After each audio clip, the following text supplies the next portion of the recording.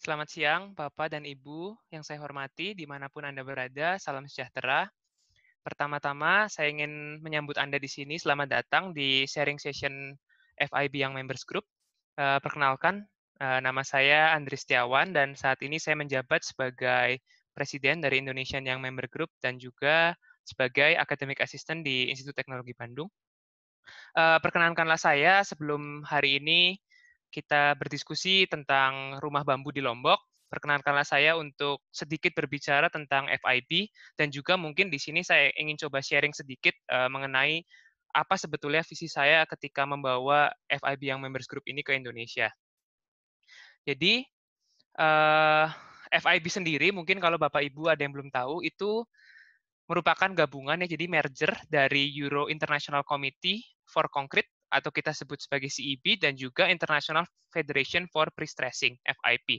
Nah, mungkin supaya gampang, FIB itu bisa dibilang mirip lah dengan ACI, tapi ACI sendiri itu fokusnya lebih ke North America region, sedangkan FIB itu cakupannya itu bisa dibilang internasional atau tidak ada border negara.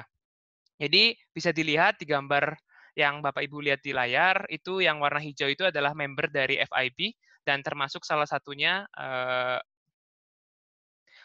ada Indonesia sebagai salah satu member yang bisa dibilang cukup muda di sini. Kita baru bergabung sekitar 3 atau 4 tahun lalu dan saat ini FIB memiliki keanggotaan sekitar 45 negara yang sudah tergabung.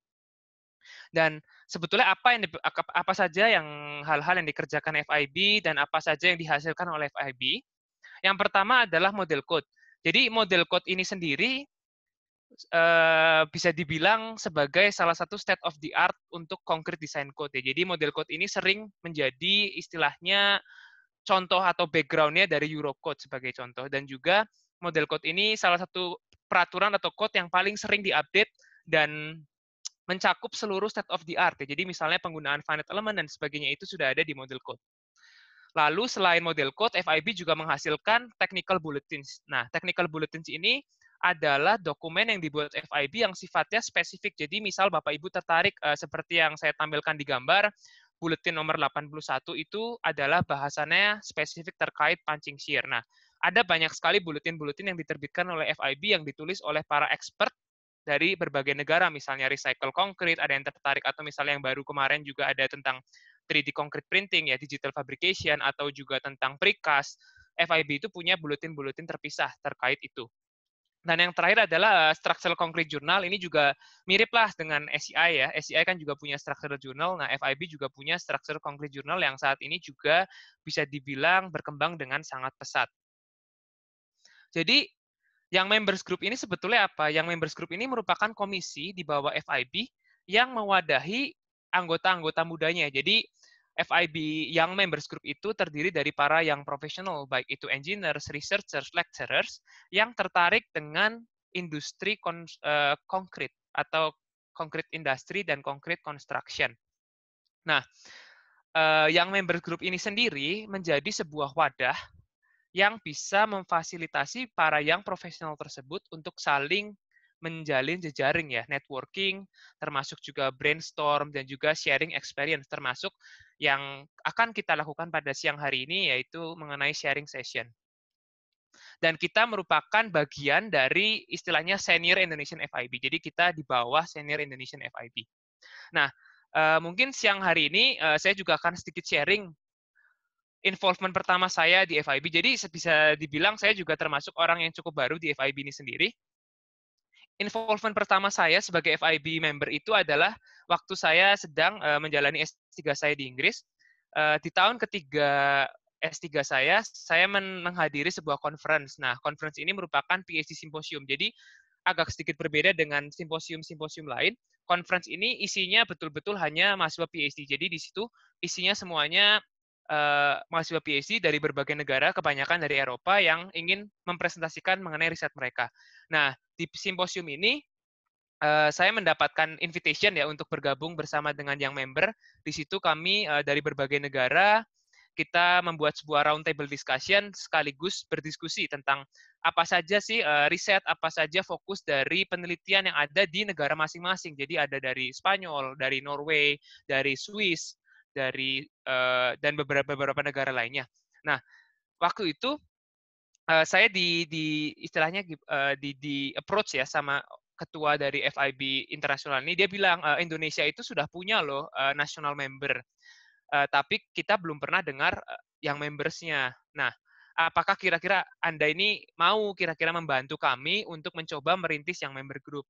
Nah, waktu itu saya sendiri masih sedang menempuh S3, jadi saya mencoba membentuk sebuah tim kecil di Indonesia, berisi kolega-kolega saya di konsultan, di kontraktor, dan owner, dan kami mencoba untuk merintis yang member group ini. Mengapa kita rasa yang member group ini penting? Karena dari pandangan saya pribadi, pengalaman saya pribadi di Indonesia itu belum ada wadah khusus yang memang menampung istilahnya engineer-engineer muda. Jadi di sini saya bukan ingin mensegregasi antara engineer muda dan senior, tapi kita butuh wadah di mana engineer muda itu bisa punya stage untuk bicara, untuk sharing, untuk bisa istilahnya tanpa mengalami apa ya, kayak tekanan peer pressure atau grogi, bisa sharing apa yang dia kerjakan, apa yang dia ingin pelajari. Jadi ini sebuah medium yang menurut saya sangat baik untuk semuanya ya. Jadi ini sekali lagi adalah organisasi non-profit yang memang goal-nya adalah mengeducate people dan juga connecting industries and academics. Jadi dengan adanya FIB yang member ini sendiri, penelitian dari university bisa dipresent dan juga mendapatkan input dan juga sharing ke orang-orang yang terlibat di industri dan juga sebaliknya. Nah, setelah itu, involvement yang kedua, saya mengikuti simposium selanjutnya di Krakow, Poland tahun lalu, di mana waktu itu kami melakukan beberapa site visit ke konstruksi jembatan bentang panjang yang ada di Krakow. Dan juga waktu itu kami mengunjungi salah satu university tertua di sana, kita mengunjungi lab strukturnya, kita coba belajar apa saja penelitian-penelitian yang sedang mereka lakukan. Kebanyakan saat itu adalah penelitian terkait dengan jembatan. Nah, ini juga goal ke depannya yang mungkin saya harapkan di Indonesia juga nantinya, mungkin setelah pandemik ini berakhir, kita juga ingin bikin suatu site visit supaya kita tahu proyek-proyek apa saja yang sedang berjalan di Indonesia, supaya istilahnya kita bisa membuka mata kita terhadap proyek di negara kita sendiri. Nah, event-event apa saja yang sudah kita jalani sepanjang ini, mungkin banyak Bapak Ibu juga, teman-teman, saudara-saudari yang sudah join ya, terima kasih untuk partisipasinya selama ini. Kalau saya rangkum jadi satu slide, event pertama kami yang terbesar adalah jadi pembentukan yang member group sendiri, yang kita sebut sebagai annual gathering and workshop, dan itu dilaksanakan akhir tahun lalu, pada bulan November di Jakarta. Topik yang kita bawakan saat itu adalah disruption in concrete technology. Nah, ini sendiri merupakan seminar ya 1 hari penuh. Lalu kita punya 2 keynote lecture, salah satunya dari Indonesia, dari Profesor Isfandi Imran yang membawakan topik terkait dengan revisi SNI Beton, dan juga satunya dari Secretary General of FIB, David Fernandez, yang saat itu datang dari Swiss untuk membawakan update terkait dengan revisi model code. Dan juga ada 6 presentation session yang terdiri dari ada MRT Jakarta, beberapa juga dari PP, dari Wika, juga memberikan presentasi terkait istilahnya ilmu-ilmu terkini ya tentang beton, misalnya 3D concrete printing, building information modeling, dan juga structural health monitoring yang merupakan topik-topik hangat di mana engineer-engineer kita ini pasti sangat antusias untuk mendengarkannya. Dan saat itu kita mendapatkan pendaftaran sekitar 60-70 peserta.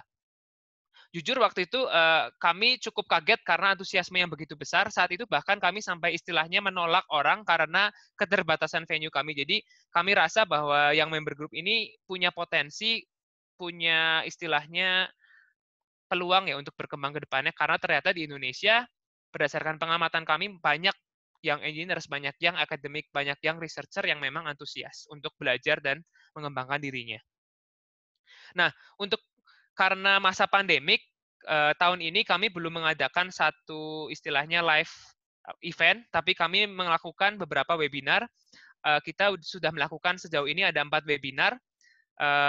Ada beberapa webinar yang merupakan sharing juga ya saat itu. Webinar pertama itu sharing tentang praktek desain engineer di US, ada juga tentang expert di jembatan, structural health monitoring, dan juga yang terakhir kemarin tentang riset di US waktu itu tentang terkait gempa dan beton.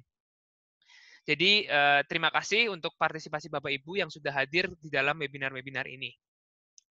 Selanjutnya, our future event yang akan kami laksanakan minggu depan sebetulnya, tapi saat ini belum kami sebarkan registrasi dan sebagainya, akan segera kami sebarkan sore ini atau besok, yang akan menjadi mungkin bisa dibilang salah satu webinar series terbesar kami, yang akan membawakan topik terkait tunnel engineering. Jadi judulnya kita pilih An Introduction to Tunnel Engineering, dari segi desain, construction, and future trends.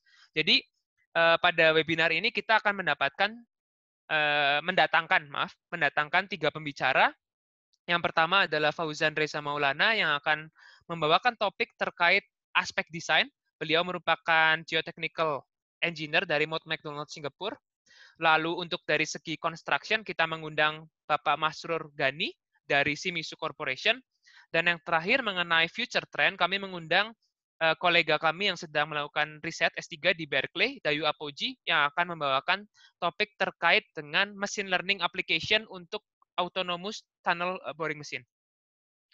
Nah, untuk menjamin supaya sesi diskusi juga berjalan dengan menarik, kami mengundang secara khusus moderatornya sendiri dari MRT Jakarta, yaitu Bapak Rizky Syebubakar yang merupakan Project Management for Construction Division Head. Jadi, ini merupakan sebuah webinar yang akan istilahnya all in one ya. Jadi dari desain, construction phase, dan juga sensing, monitoring, future trends, itu semua akan dijadikan menjadi satu webinar yang akan dibawakan oleh moderator juga dari MRT Jakarta yang pasti memang sangat berpengalaman dalam hal tunneling ini. Jadi Bapak Ibu sekalian bisa mulai mendaftar juga sore ini, menyebarkan info ini ke kolega Anda.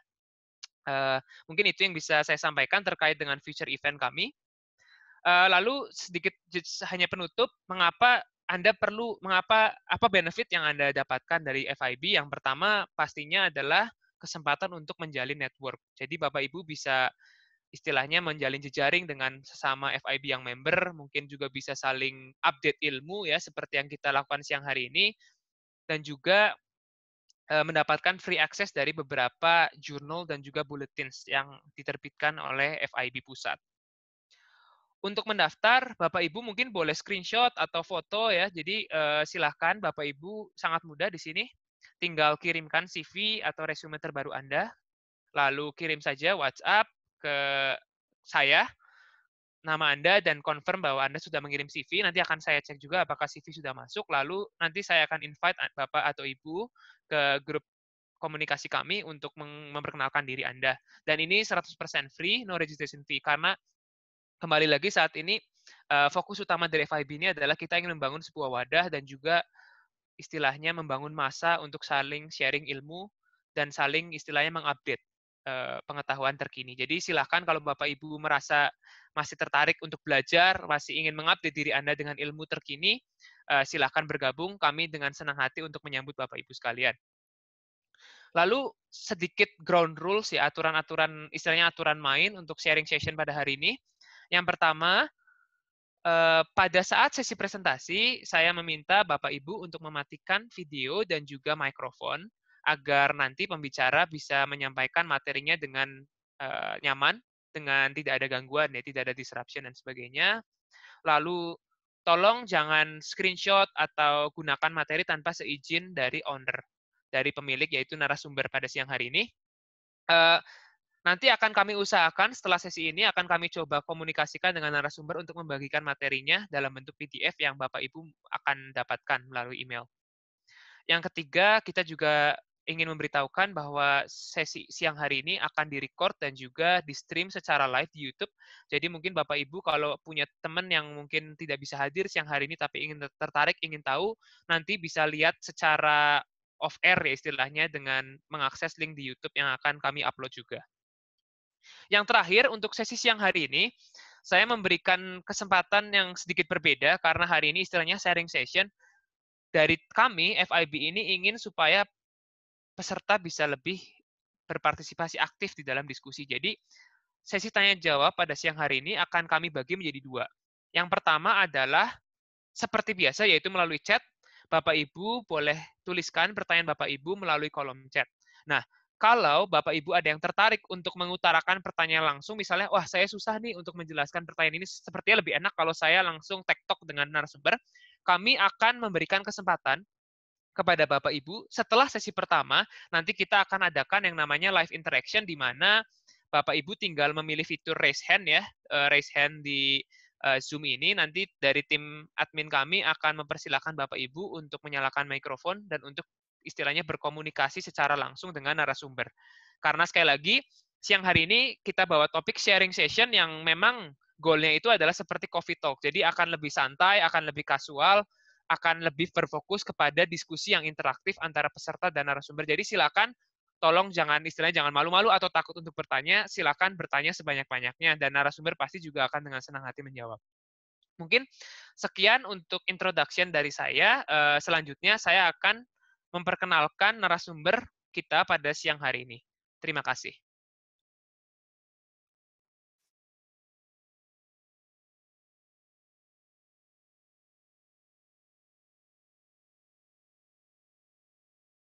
Ya, jadi siang hari ini saya mendapatkan sebuah kehormatan ya untuk bisa mendatangkan Sean Laksana ini yang sebetulnya merupakan kolega saya juga.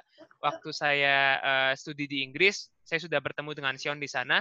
Kebetulan Sean juga menempuh studi S1 dan S2-nya ya, Bapak Ibu bisa lihat. Sean ini dari Newcastle University dan saat itu sempat beberapa kali juga kita bertemu untuk project ini dan juga jadi mungkin agak cerita sedikit ya. Jadi saat itu saya menghadiri sebuah conference di London. Dan conference itu adalah conference iStruck. Iya, jadi iStruck itu istilahnya mungkin kayak hakinya Indonesia lah. Nah, saat itu ada salah satu kolega Sean yang kebetulan involved di project bambu project ini sebetulnya. Nah, saat itulah saya diperkenalkan dengan Sean. Dia bilang, we have another Indonesian colleague in our group gitu. Nah, saat itu dia bilang, oh, Sean ini ternyata adalah orang Indonesia yang memang involved di project dari Rambol. Nah, Rambol ini sendiri punya project yang istilahnya apa ya, terkait dengan Indonesia saat itu. Nah, Sean menjadi salah satu istilahnya tim di situ, salah satu member di situ. Nah, selain itu Sean juga pernah menjadi undergraduate bridge engineer di ICOM tahun 2017 dan awards dan achievement-nya yang terbaru ini adalah terkait dengan project ini. Jadi sangat menarik ya untuk Bapak Ibu tahu bahwa project ini merupakan istilahnya award winning project ya. Jadi ICE Emerging Engineers 2020 Southeast England Regional Winner. Jadi project ini merupakan project yang menarik untuk kita belajar, apalagi istilahnya ini adalah project di Indonesia yang sampai mendapatkan award di luar negeri. Jadi sudah sangat istilahnya layak lah buat kita untuk tahu dan belajar juga apa saja yang dilakukan Sion selama ini di sana. Dan juga ya Sion ini juga merupakan mahasiswa berprestasi ya, jadi best overall student in MSc Structural Engineering. Mungkin itu saja perkenalan yang saya bisa sampaikan tentang Sion. Untuk stage-nya akan saya berikan kepada Sion. Waktu dan tempat kami persilakan Sion, silakan. Oke, terima kasih Andri. Sebentar saya akan share screen dulu ya. Ya, silakan. Ibu.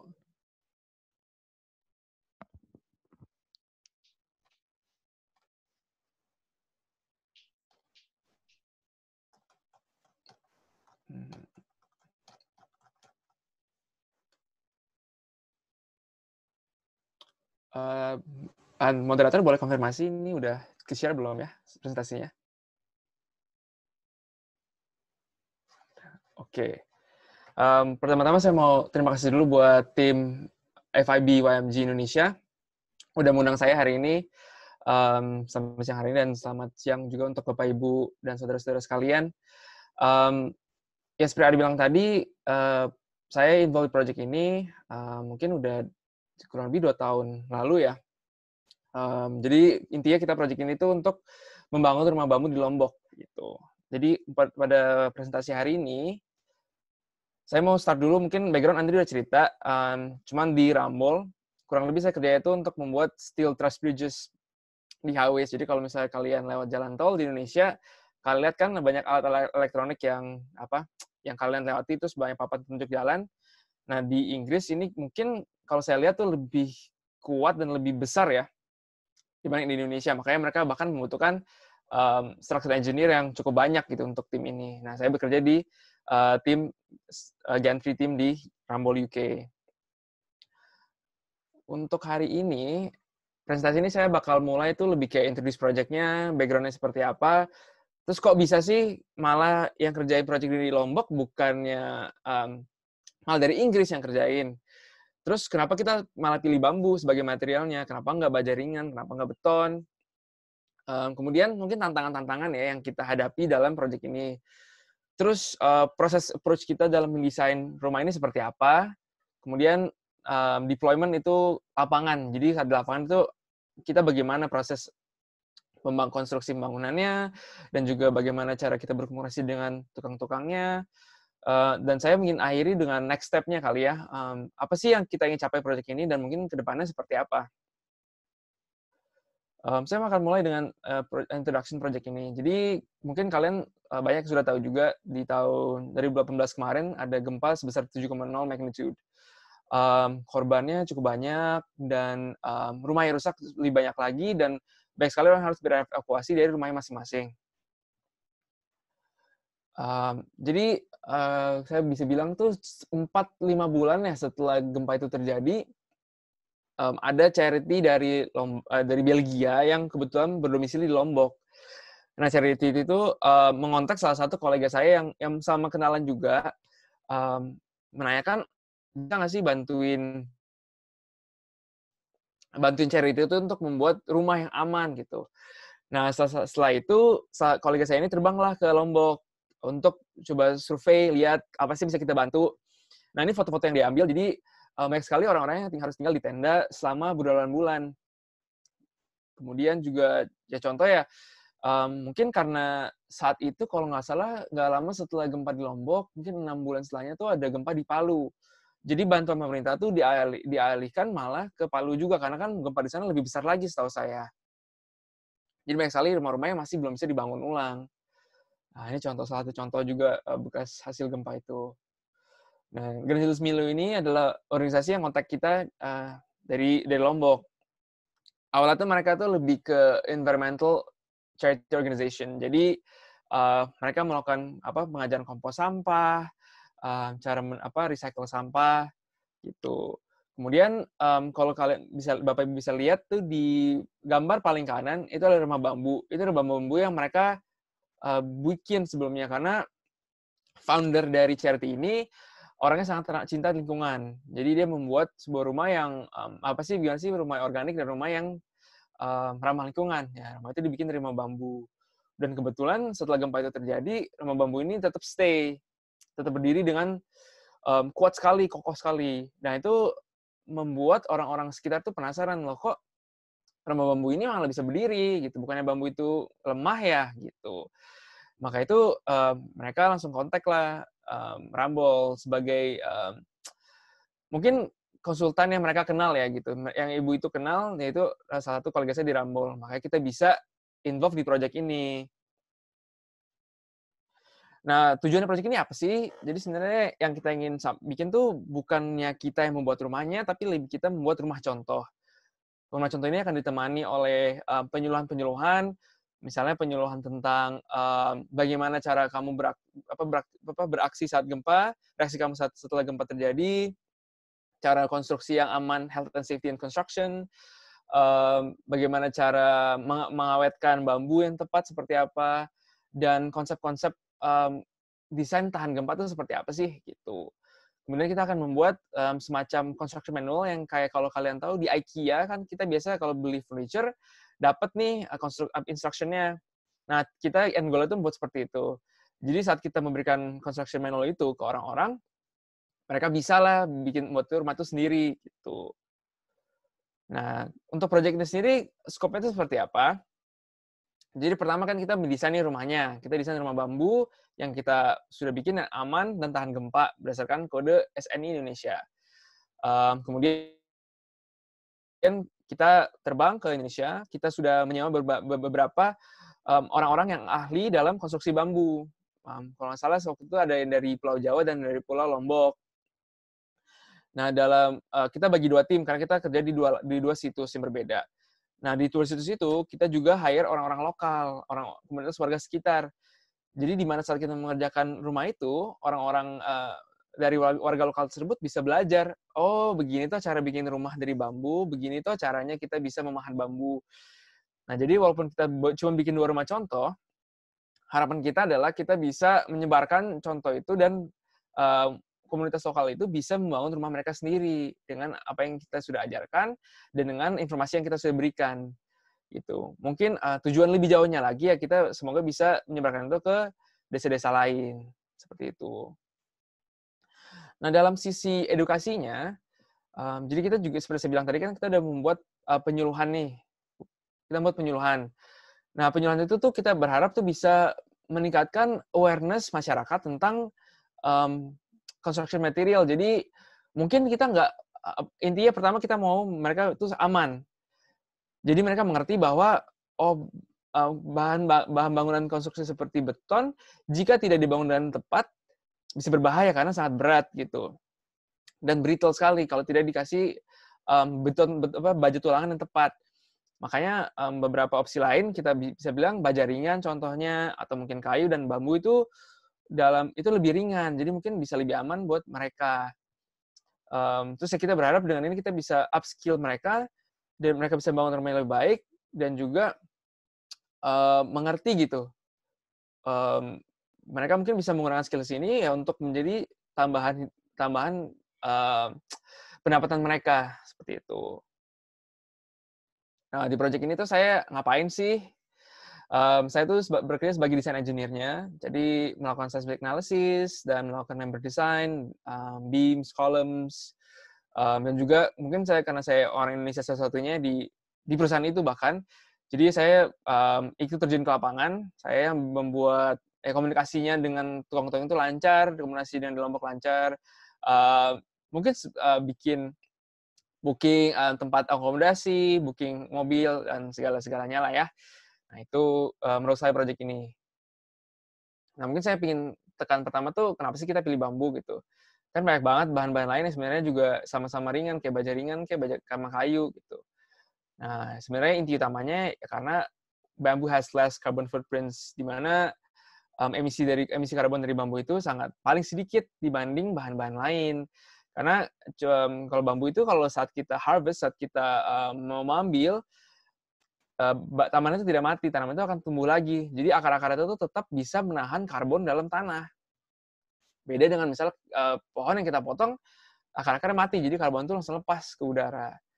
Dan juga bambu itu locally source, sehingga ya kita nggak perlu nih menerbangkan bambu ini dari pulau lain atau kita pakai naik kapal di pulau lain. Jadi bisa secara cost lebih murah dan juga harapannya sekali lagi tidak mengeluarkan emisi yang lebih banyak. Dan bambu ini juga cepat tumbuhnya ya, beda dengan mungkin kayu gitu. Di dalam 3-5 tahun, bambu ini bisa dipakai untuk struktur, udah cukup kuat sebagai struktur bangunan. Ya mungkin tidak terlalu besar, cuma untuk struktur bangunan rumah 2 lantai itu cukup.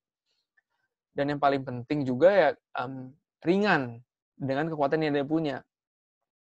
Yang Anda juga tahu dalam gempa kan yang sangat penting itu adalah berat mass dari struktur itu.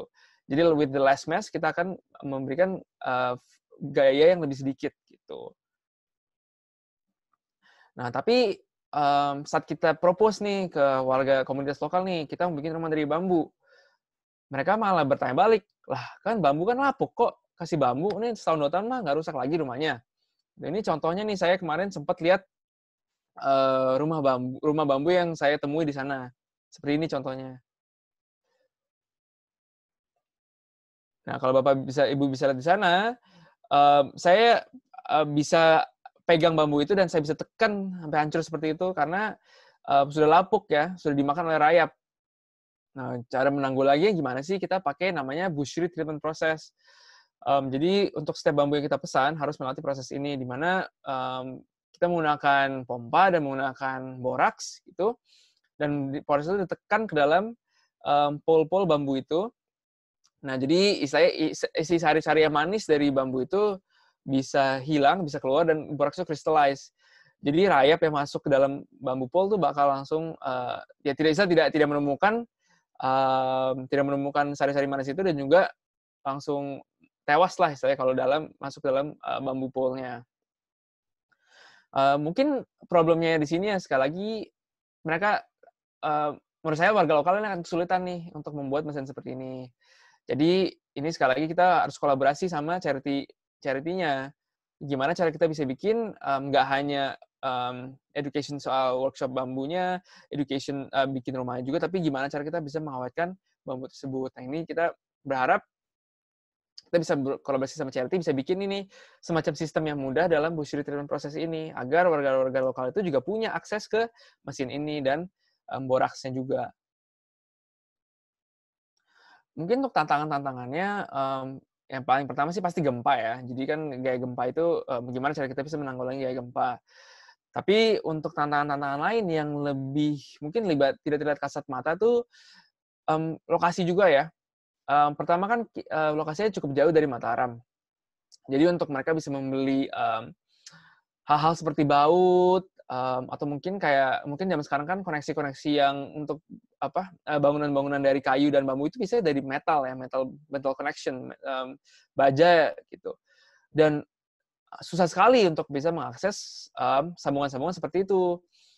Dan juga senario selanjutnya itu untuk mesin berat. Bayangin aja untuk akses kampung-kampung kecil itu susah sekali ya dengan mesin berat. Jadi semuanya kalau bisa kita harus dengan manual handling. Begitu. Dan terakhir kita harus ingat, kita tuh desain tuh untuk orang yang pengalaman dalam konstruksi minim. Karena mereka kan istilahnya tidak punya rumah sendiri, rumahnya sudah hancur, ya mereka harus bangun rumah itu sendiri karena tidak punya cukup modal untuk bisa menyewa tukang-tukang lain gitu. Jadi kita berharap dengan semangat gotong royong tuh mereka bisa membangun rumah itu masing-masing.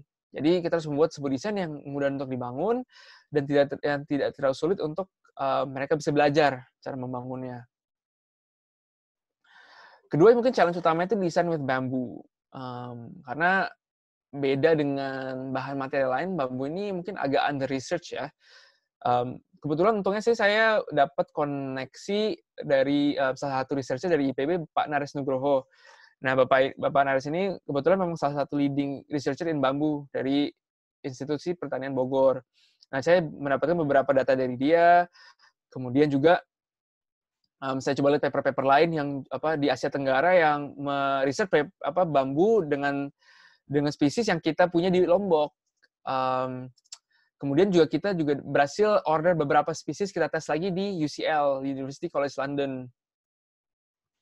Nah, itu tapi nggak cuman material properties aja ya, kita juga punya masalah tuh lebih ke standarnya sih.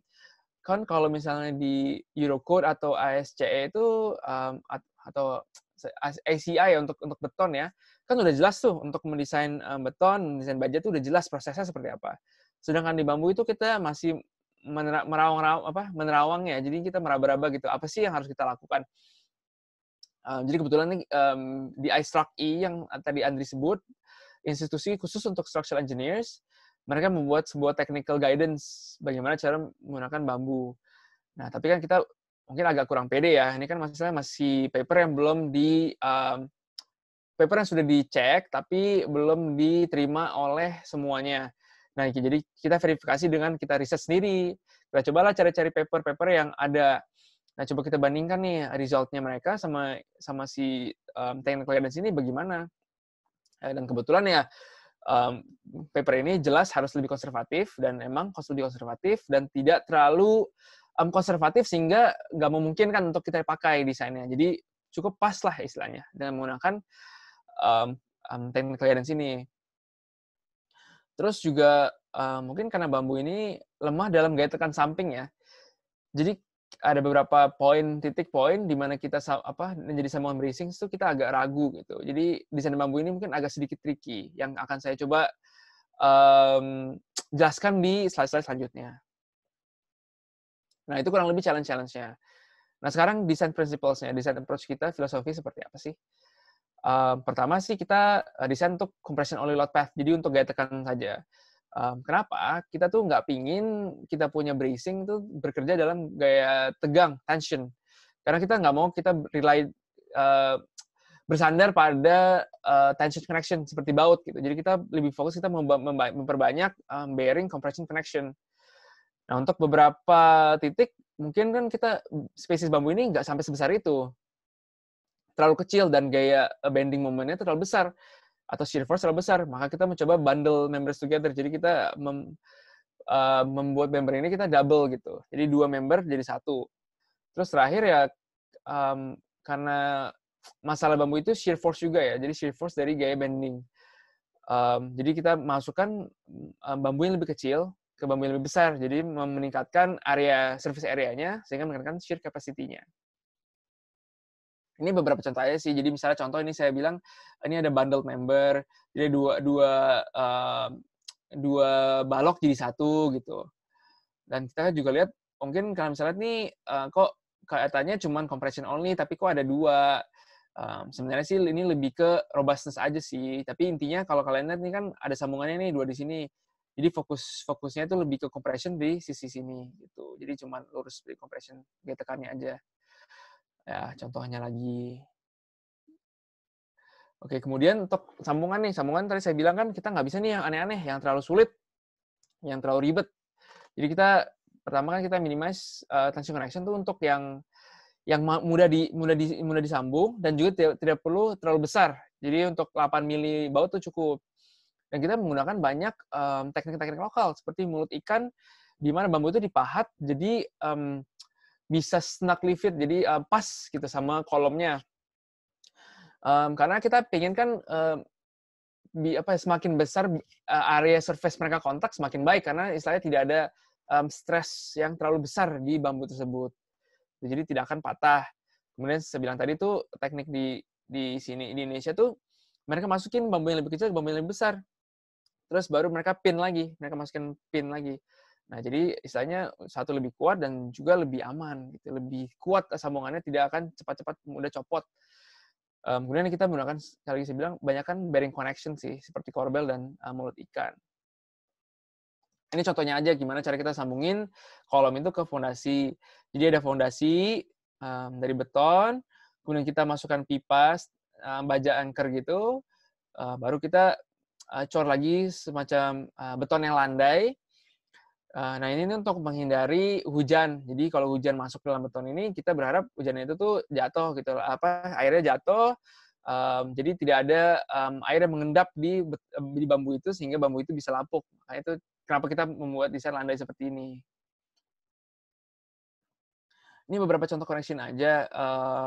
Yang ini saya ambil karena yang saya bilang tadi itu ini salah satu critical connection di mana kita tuh tidak bisa membuat compression bearing connection di sini. Jadi kita harus membuat tension di mana kalau misalnya balok ini tuh menggantung karena ini untuk stairs, untuk tangga.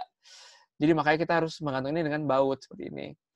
Dan untuk desain seperti ini kita lihat ada lashing, ada korbelnya. Jadi menurut saya ini untuk membantu nggak cuman balok ini nggak cuman rely on their connection dari balok ini ke kolom, tapi ada juga bantuan dari kolom bearing ini. Jadi bisa transfer shear gesernya, shear force-nya ke balok ini dan juga bisa langsung transfer shear force langsung ke kolom gitu. Ini beberapa contoh lagi di mana ini mulut ikan, kalau bisa lihat kan dipahat seginian rupa agar bisa langsung pas ke kolom ini. Gitu. Dan juga ini masukin ke yang lebih besar. Nah, ini kan masuk ke dalam. Nah, ini contoh koneksi yang jujur nggak terlalu common ya. Saya lihat beberapa riset-riset di daerah-daerah negara-negara lain tuh nggak banyak teknik-teknik seperti ini.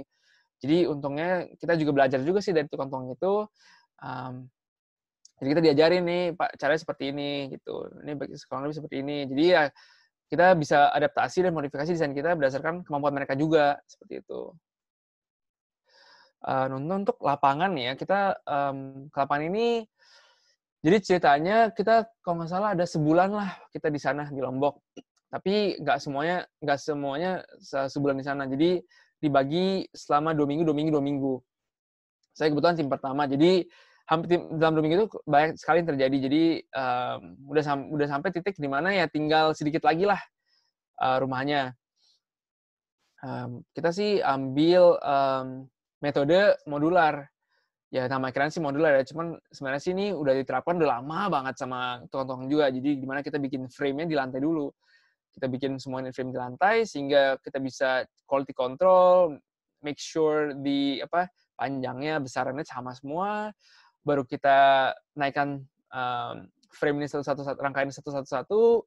Dan sekali lagi dicek lagi nih sama mereka, kita cek lagi ulang apakah ini sudah level, apakah ini sudah tepat, bagaimana bentuknya, apakah miring. Baru kita install bracing sehingga udah lebih stabil rumah ini seperti itu. Dan lucu juga sih, bagus juga sih sebenarnya yang saya lihat di sana tuh kita cuma bikin lebih ke desainnya, kurang lebih konstruksi kita seperti apa, metode seperti apa. Dan mereka tukang-tukang sendiri yang udah sangat cepat dalam membagi tugas gitu. Satu orang bikin rangka lantainya, satu orang lagi bikin roof-nya, atapnya, yang lain bikin kolom, yang lain lagi bikin balok. Jadi menurut saya ini kayak kerja seperti di pabrik di mana tuh semua orang udah fokus tugas-tugas masing-masing. Jadi cepat sekali gitu. Saya jujur kaget karena kecepatan konstruksi ini saya sangka tuh bakal lebih lama dan ternyata tuh lebih cepat dan on schedule sekali. Untuk ini beberapa foto aja orang-orang yang terlibat dalam proyek ini. Jadi ya banyak, kurang lebih di satu situs ada 8 orang ya. Ada 8 orang, 4 orang tuh udah tenaga ahli yang sudah banyak pengalaman, dan 4 orang lagi yang masih muda, itu masih baru belajar. Nah ini kebetulan saya nggak punya foto sama rumah yang di situ satu lagi, cuman ini kita foto lagi makan-makan dan komunikasi sama mereka. Mungkin kalau challenges utama di lapangan itu komunikasi ya. Jadi kalau saya lihat, mereka tuh lihat saya bukan sebagai orang Indonesia, tapi sebagai orang yang sudah Indonesia bekerja di Inggris. Jadi mereka yang lihatnya saya sebagai orang luar lah gitu. Jadi ada gap dibanding saya dan tukang-tukang. Jadi kesannya tuh kok ini saya atasan, mereka bawahan. Jadi waktu itu ada contoh kasus mereka tuh bikin kesalahan lah. Terus saya kebetulan lagi lihat. Saya langsung tanyakan, Pak ini kenapa gitu? Kok pucat mukanya langsung? Terus dibilang nggak apa-apa. Terus ya udah saya tinggalin dulu sebentar. Terus pas saya mau pulang, saya langsung tanya lagi, ini Bapak kalau ada masalah, kesalahan nggak masalah. Kita sama-sama belajar di sini. Saya juga nggak lebih tahu dari Bapak. Bapak juga pengalamannya mungkin Bapak lebih baik daripada saya. Saya cuma mengerti sisi tekniknya aja gitu. Saya bilang. Ya kemudian akhirnya dia bilang, ya jujur tadi salah Pak. Gitu. Saya bilang, oh ya nggak masalah. Kalau salah mah kita tidak perlu takut. Kita bisa sama-sama saling membantu dan saling kontribusi, kita bikin solusi bareng-bareng gitu. Namun sejak saat itu mereka lebih santai sama saya. Jadi lebih ada masalah mereka ngomong, kita cerita gitu. Kita coba diskusi bareng-bareng, ini begini. Terus enggak pas masalah ini begini. Jadi hubungannya lebih enak dan lebih jelas gitu. Terus juga mereka mungkin karena nggak banyak yang punya pengalaman konstruksi dengan gambar kerja. Jadi mereka kan, setahu saya setengah yang dari Lombok itu banyak kan kerja dari mereka tuh arts and craft, bikin kursi, bikin meja. Jadi mereka punya pengalaman tuh tidak banyak, sehingga ya kita berusaha untuk mengajarkan mereka, dan kita kebetulan ada gambar 3D-nya ya. Jadi dengan gambar 3D ini itu mereka bisa lebih jelas gitu, apa sih intention design kita seperti apa. Gitu. Dan juga masalah lagi selanjutnya tuh membersnya terlalu kecil. Jadi bambu-bambu yang kita order itu tuh tidak sesuai dengan spesifikasi. Jadi sangat-sangat kecil sekali yang kita dapatkan di lapangan. Gitu. Kemudian ya seperti saya bilang tadi, terlalu cepat kadang jadi salah ya, seperti itu. Nah, salah satu problem pertama juga saat dalam pondasi ini kita kasih spesifikasi dan ternyata salah. Jadi ya mungkin nggak terlalu parah ya, hanya 500 mili. Jadi lokasi dari anchor ini tuh beda 500 mili. Jadi satu sisi bentangnya tuh lebih panjang dibanding kita sudah prediksi. Nah, kebetulan walaupun bambu yang kita order itu lebih kecil, cuman kita bisa bundle. Jadi kita bisa double size-nya. Jadi untungnya dengan metode seperti itu kebetulan jadi bisa dan tetap kuat strukturnya. Tapi ya bayangin kalau misalnya salah itu lebih besar, mungkin kita akan kesulitan ya untuk mencari size bambu yang tepat. Nah, ini kemudian juga ini masalah di tangga. Jadi tangga ini kalau salah ini menghadap ke utara, terus yang mempunyai rumah bilang, kurang bagus nih, coba kita ganti deh hadapan selatan. Nah, masalah itu kita udah bikin dong, support-nya seperti apa, gayanya yang datang seperti apa, dan kita bisa ditransfer seperti dengan balok-baloknya. Langsung diganti lah. Nah, jujur ya kita, ya gimana, masa dengan cara seperti ini kan kurang kuat ya. Kita udah menghitung, kalau misalnya ada satu orang yang datang ke sini, ya nggak akan kuat gitu. Nah, untungnya aja, ya kita bisa gerak cepat, dan akhirnya kita berhasil overcome this problem. Gitu. Tapi masalahnya tukang-tukang itu lebih dengar ke yang punya rumah, jadi kok nggak konsultasi dulu ke kita saat itu. Ya untungnya sih kita bisa selamatkan ya tangga ini. Tuh, jadi mungkin dalam summary gimana kerja sama mereka, saya berasa awalnya tuh ada hierarki ya mungkin. Tapi kebetulan karena saya dari UK ini, di UK mungkin kerjanya lebih ke egalitarian, di mana semuanya rata. Jadi saya dengan atasan senior-senior saya, juga saya berasa tuh saya lebih sebagai equal working partner. Jadi bila saya input, mereka dengarkan, dan mereka input ke saya bukan kayak kamu kerjaan A, tapi saya harus kritis, saya harus nanya, kenapa Anda membuat putusan seperti ini? Karena menurut saya ini lebih baik gitu. Jadi kita ada banyak critical thinking. Jadi saya mencoba menerapkan ini ke mereka di mana ya pasti adalah gap-nya, cultural gap-nya di mana nggak mungkin mereka segamblang itu ngomongnya. Tapi seiring berjalannya waktu saya merasa oh iya, mereka cara penyampaiannya seperti ini. Jadi kalau mereka ada masalah, mereka lebih halus ngomongnya, tapi saya tahu ini pendapat mereka seperti ini gitu. Terus menurut saya mereka sangat-sangat talented sekali ya, karena mungkin pengalamannya sudah banyak dan juga halus sekali. Jadi saya juga sebagai orang yang mendesain rumah itu melihat rumahnya dibangun tuh bagus sekali dan indah sekali. Jadi saya sangat-sangat senang saat itu. Dan juga mungkin gambar kerja nggak paham, tapi dalam bentuk konstruksi mereka paham. Gitu. Kenapa harus ada X-bracing, kenapa kolom seperti ini, kenapa harus seperti ini bentangnya lebih panjangnya berapa. Jadi cara mereka menyambungkan frame itu mereka ngerti dan jelas.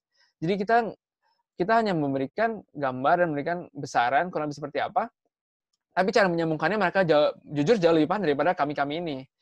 Begitu. Dan mereka juga pada akhirnya nggak takut untuk kasih feedback konstruktif gitu. Dan ya mereka juga akhirnya paham, ya semoga sih di kedepan nanti saat mereka dikasih proyek-proyek bikin rumah bambu lagi, mereka mengerti bahwa kalau di daerah rawan gempa ya harus menggunakan bracing agar ada kesempatan untuk gaya itu bisa ditransfer, lateral load itu bisa ditransfer ke fondasi. Nah ini kurang lebih hasil akhirnya seperti ini ya, seperti di background saya juga hasil seperti ini. Rumahnya 2 lantai. Lantai atas tuh fokusnya lebih ke tempat tidur, lebih private. Kalau bawahnya kan lebih untuk sosialisasi, untuk makan, untuk ngopi, untuk nongkrong. Dan juga di belakang itu ada toilet dan juga dapur. Nah mungkin pertanyaan yang Bapak Ibu mau tanyakan ya pasti lah kan gempa tuh 2 lantai tuh lebih parah loh daripada 1 lantai, kenapa 1 lantai aja, cuman lebih besar di luasnya aja, luas lantai lebih besar aja, cuman 1 lantai. Nah kita udah consider itu sih sebenarnya. Tapi beberapa hal yang kita pikirin, oke mungkin kalau 2 lantai tuh pertama mengurangi risk nyamuk, jadi nyamuknya lebih sedikit kalau lantai 2, jadi nggak perlu terlalu takut sama risiko digigit nyamuk. Kedua, mungkin kalau di Lombok itu kan kalau misalnya kalian punya rumah, biasanya rumah anak-anak Anda tuh lebih berdekatan gitu. Sehingga kalau misalnya kita buat rumah satu udah luas horizontalnya lebih besar, jadi mereka nggak punya lahan lagi yang cukup untuk bangun rumah-rumah lain. Maka kita mencoba bangun ke atas aja. Memang mungkin lebih tidak aman, cuman ya kita percaya dengan desain yang tepat bisa gitu menanggulangi gaya gempa yang ada. Itu sih kurang lebih alasan kita memilih desain seperti ini. Ini beberapa foto-foto interiornya aja ya, kayak kita pakai anyaman bambu untuk interiornya.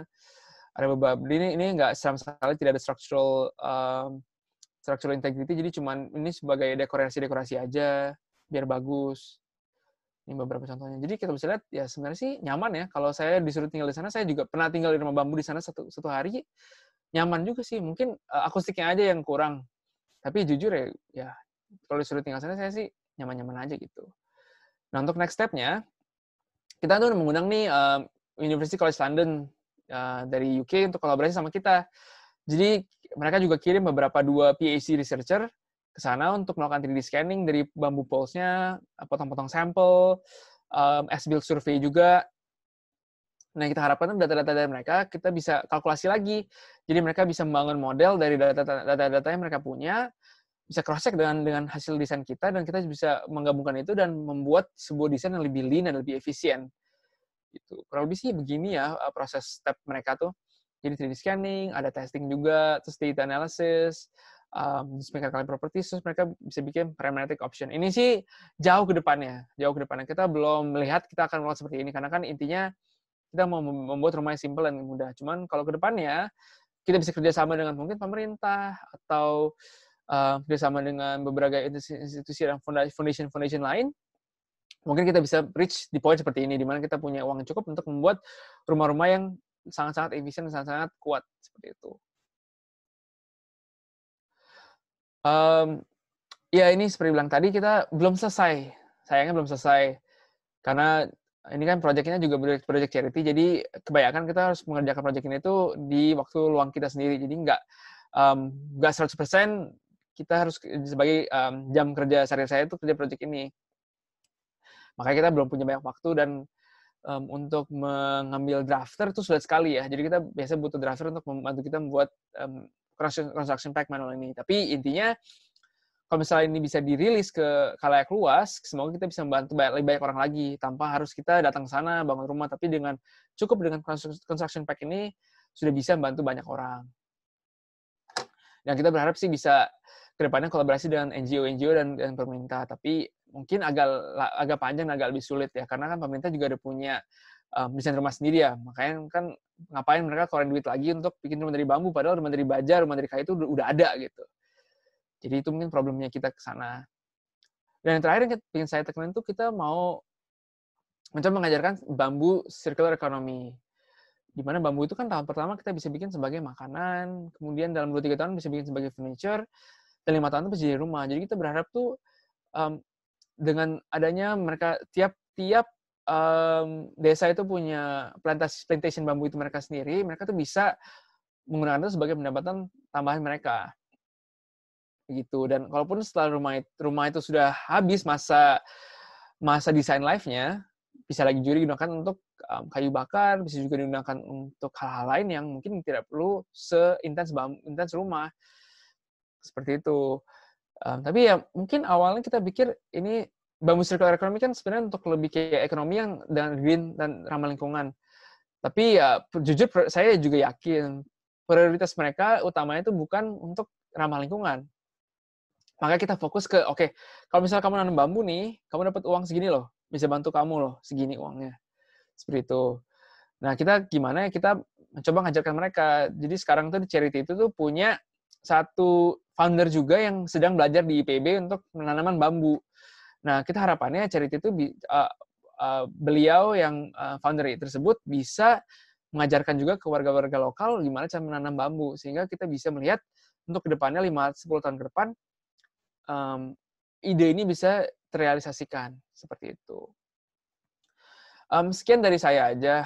Jujur saya sih merasa ini mungkin technically tidak sesulit itu ya. Mungkin kalian Bapak Ibu semua punya berbagai pengalaman yang lebih jauh dibanding saya dalam proyek ini. Cuman saya berasa saya jujur belajar banyak karena kita selalu mikir saya jujur awalnya juga saya pengen bikin gedung tingkat tinggi, saya pengen bikin jembatan 1 kilo, berapa kilometer misalnya. Tapi saat saya ke sana benar-benar ngobrol sama warga lokal, kayak keluh kesah mereka, keresahan mereka, terus saya bisa membuat sesuatu yang bisa membantu mereka, itu kepuasan batinnya jauh lebih besar dibanding saya membuat jembatan biasa. Nah, itu saya akhiri dengan itu, dan terima kasih. Oke.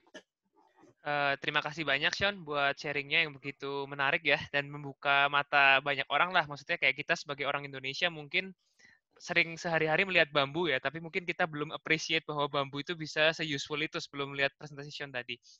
Nah, untuk selanjutnya akan langsung kita buka untuk sesi tanya-jawab. Pertama dari kolom chat ya. Mungkin tim admin bisa menampilkan pertanyaannya. Mungkin Sean bisa matikan share screen-nya dulu ya. Oke, boleh. Oke, mungkin tim admin bisa menunjukkan pertanyaan dari peserta supaya semuanya bisa lihat di sini dan juga Sean bisa lihat pertanyaannya. Oke, mungkin peserta sekarang sudah bisa lihat. Sean juga bisa lihat ya, Sean ya? Bisa. Oke, nah pertanyaan pertama akan saya bacakan ya dari Bapak Widiana Parwarta. Saya berasal dari desa bambu di Bali. Oh, ini sangat relevan ya. Jadi rumah tradisional ini mulai hilang karena kelemahan utama bangunan bambu adalah keawetannya yang tadi Sean bahas. Nah, pertanyaannya, apakah ada solusi pengawetan bambu yang mudah dan murah? Karena struktur bambu mulai banyak lagi diminati sebagai akomodasi wisata di Bali. Oke, mungkin Sean boleh menanggapi. Oke, boleh nih. Saya jujur di sana udah ketemu banyak sekali yang orang-orang yang punya ahli bambu ya. Jadi saya ngobrol sama mereka, ada ternyata beberapa cara sih, cara yang tradisional yang murah. Pertama tuh diasap gitu. Jadi diasap. Tapi saya merasa sih saya nggak punya kemampuan teknikal yang cukup di bidang itu untuk mengerti kenapa diasapin itu lebih kuat ya bambunya. Tapi saya tahu dikasih tahu asap itu salah satu contohnya. Kedua sih direndam aja. Jadi dengan semacam chemical itu kita rendam aja. Dan terakhir dengan treatment tadi, bushry treatment tadi. Mungkin kalau murah tuh relatif. Jujur, tergantung harga dari zat-zat kimia yang kita specify tadi. Jadi mungkin agak sulit untuk mencari yang sangat murah dan mudah ya. Tapi kalau menurut saya yang paling mudah adalah kita bikin sebuah penampan yang besar sekali, wadah yang besar sekali, masang bambunya ke sana dan awetkan aja sementara. Seperti itu. Itu mungkin yang paling mudah dan paling murah. Itu kalau misalnya yang sekali lagi relatif dan subjektif, cuma menurut saya itu mudah yang murah seperti itu. Kalau bushry treatment mungkin agak lebih sulit karena cari pompanya, harus cari sambungannya ke dalam bambu tersebut, itu mungkin agak lebih sulit ya. Kalau yang paling murah ya direndam saja. Seperti itu sih mungkin jawaban cepatnya, Adri. Oke, siap. Terima kasih Sean tanggapannya. Mungkin admin bisa menggeser ke pertanyaan selanjutnya. Oke, pertanyaan kedua dari Bapak Andi Sunjaya terkait dengan code ya. Apakah ada code tertentu untuk menentukan kekuatan bambu di samping SNI 1726? Maksudnya mungkin ini untuk perhitungan gempanya ya, SNI 1726 ya. Lalu untuk prinsip desain kapasitas, apakah harus tetap terpenuhi? Misalnya untuk beton, kolom harus 1,2 kali lebih kuat daripada baloknya. Lalu untuk sambungan bambu, apakah bisa menggunakan pasak seperti digunakan pada kayu? Mungkin satu-satu Sean dari code dulu ya. Oke, kalau code kekuatan bambu, jujur saya kurang paham ya sama SN 1726 itu sebenarnya kayak itu masih ASCE 710 ya. 710 kan? Oke, benar. Iya. Iya. Jujur sih saya sih pakai ASCE 710 ya untuk menentukan kekuatan gempanya sih. Tapi mungkin kalau behavior factor ya, material factor-nya ya. Ya kita misalnya menggunakan 1,5. Saya jujur diajarin sama Andi juga, jadi ya kalau salah salahin dia ya. Ya jadi saya menggunakan ASCE 710 untuk kekuatan gempa itu. Cuman kalau untuk kapasitas bambu itu sendiri, saya menggunakan pertama saya coba cari ISO ya, International Standard Organization, ISO 2254 atau 256. Tapi kita lihat kok konservatif sekali. Jadi mau desain dengan itu pun kok rasanya nggak mungkin gitu. Masa kita cari bambu besar diameternya 30 cm kan nggak ada gitu loh, nggak punya. Nggak masuk akal. Jadi ya sudah kita coba alternatif lain ya ekstrak itu. Nah emang orang-orang yang menuliskan ekstrak itu udah ahlinya di bambu ya. Mereka tuh udah pengalaman banget dari Arab. Jadi kita juga komunikasi sama mereka. Coba tanya-tanya juga. Dan ternyata emang mereka punya prosedur tuh udah sangat tepat dan sangat jelas sekali. Kalau untuk ya kita kayak balok, beton kolom harus 1,2 lebih kuat daripada balok. Kita sih nggak seperti itu ya. Kita nggak punya standar-standar seperti itu. Kita hanya menggunakan ya dengan gaya segini, kapasitas baloknya segini, kapasitas kolomnya segini. Tapi yang jelas ya kita pakai dong prinsip bahwa kolom harus lebih kuat daripada balok. Jadi kan nggak ada kolaps ya seperti itu. Jadi ya intinya kolom harus lebih kuat daripada balok. Mungkin tapi nggak secara gamblang 1,2 lebih kuat, cuman ya kita harus desain seperti itu aja sih. Jadi lebih ke prinsip dan filosofinya aja. Terus yang terakhir untuk sambungan bambu, pasak seperti kayu, bisa betul kita pakai pasak kok. Jadi dalam balok itu kita masukin yang lebih kecil, terus kita pakai pasak juga untuk memperkuat itu. Gitu. Jadi nggak kelihatan di sana sih. Saya nggak punya fotonya, cuman kita pakai pasak juga sebetulnya untuk memperkuat sambungannya itu. Seperti itu. Oke, terima kasih Sean atas tanggapannya. Mungkin pertanyaan selanjutnya bisa ditampilkan. Modeling frame tersebut pelatihannya condong kemana aja? Oke, dapat dari Sunardi Yusuf ya, saya bacakan aja ya Sean buat semuanya pesertanya. Iya. Ini terkait modeling ya. Jadi saat modeling frame dari bambu tersebut, perletakannya lebih condong kemana? Apakah dimodelkan sebagai jepit atau sendi atau roll? Bisa jadi rumah lebih tahan gempa karena selain masa bangunan yang ringan, karena perletakannya lebih condong ke roll yang lebih mengandalkan koefisien kekasaran dari pondasi. Nah itu tergantung sambungannya sebetulnya ya, yang kalian rencanakan. Iya. Sorry Adri, gue kurang paham nih jepit sendi roll atau apa ya? Iya, maksudnya kayak tadi kan Oke, oke. Jadi, apakah itu kayak fix ataukah pin? Oh, oke, Oke. oke, oke, sorry. Oke. Pak, maaf ya, saya jujur nggak, kalau apa, bahasa teknik di Indonesia saya belum Iya, paham, jadi tolong iya, nggak diajarin apa-apa, Sion. lagi. Iya, Ya jadi kita sih untuk dalam modeling frame-nya kita pakai roll ya, karena jujur kita lebih pingin fokus ke, kekuatannya lebih banyak di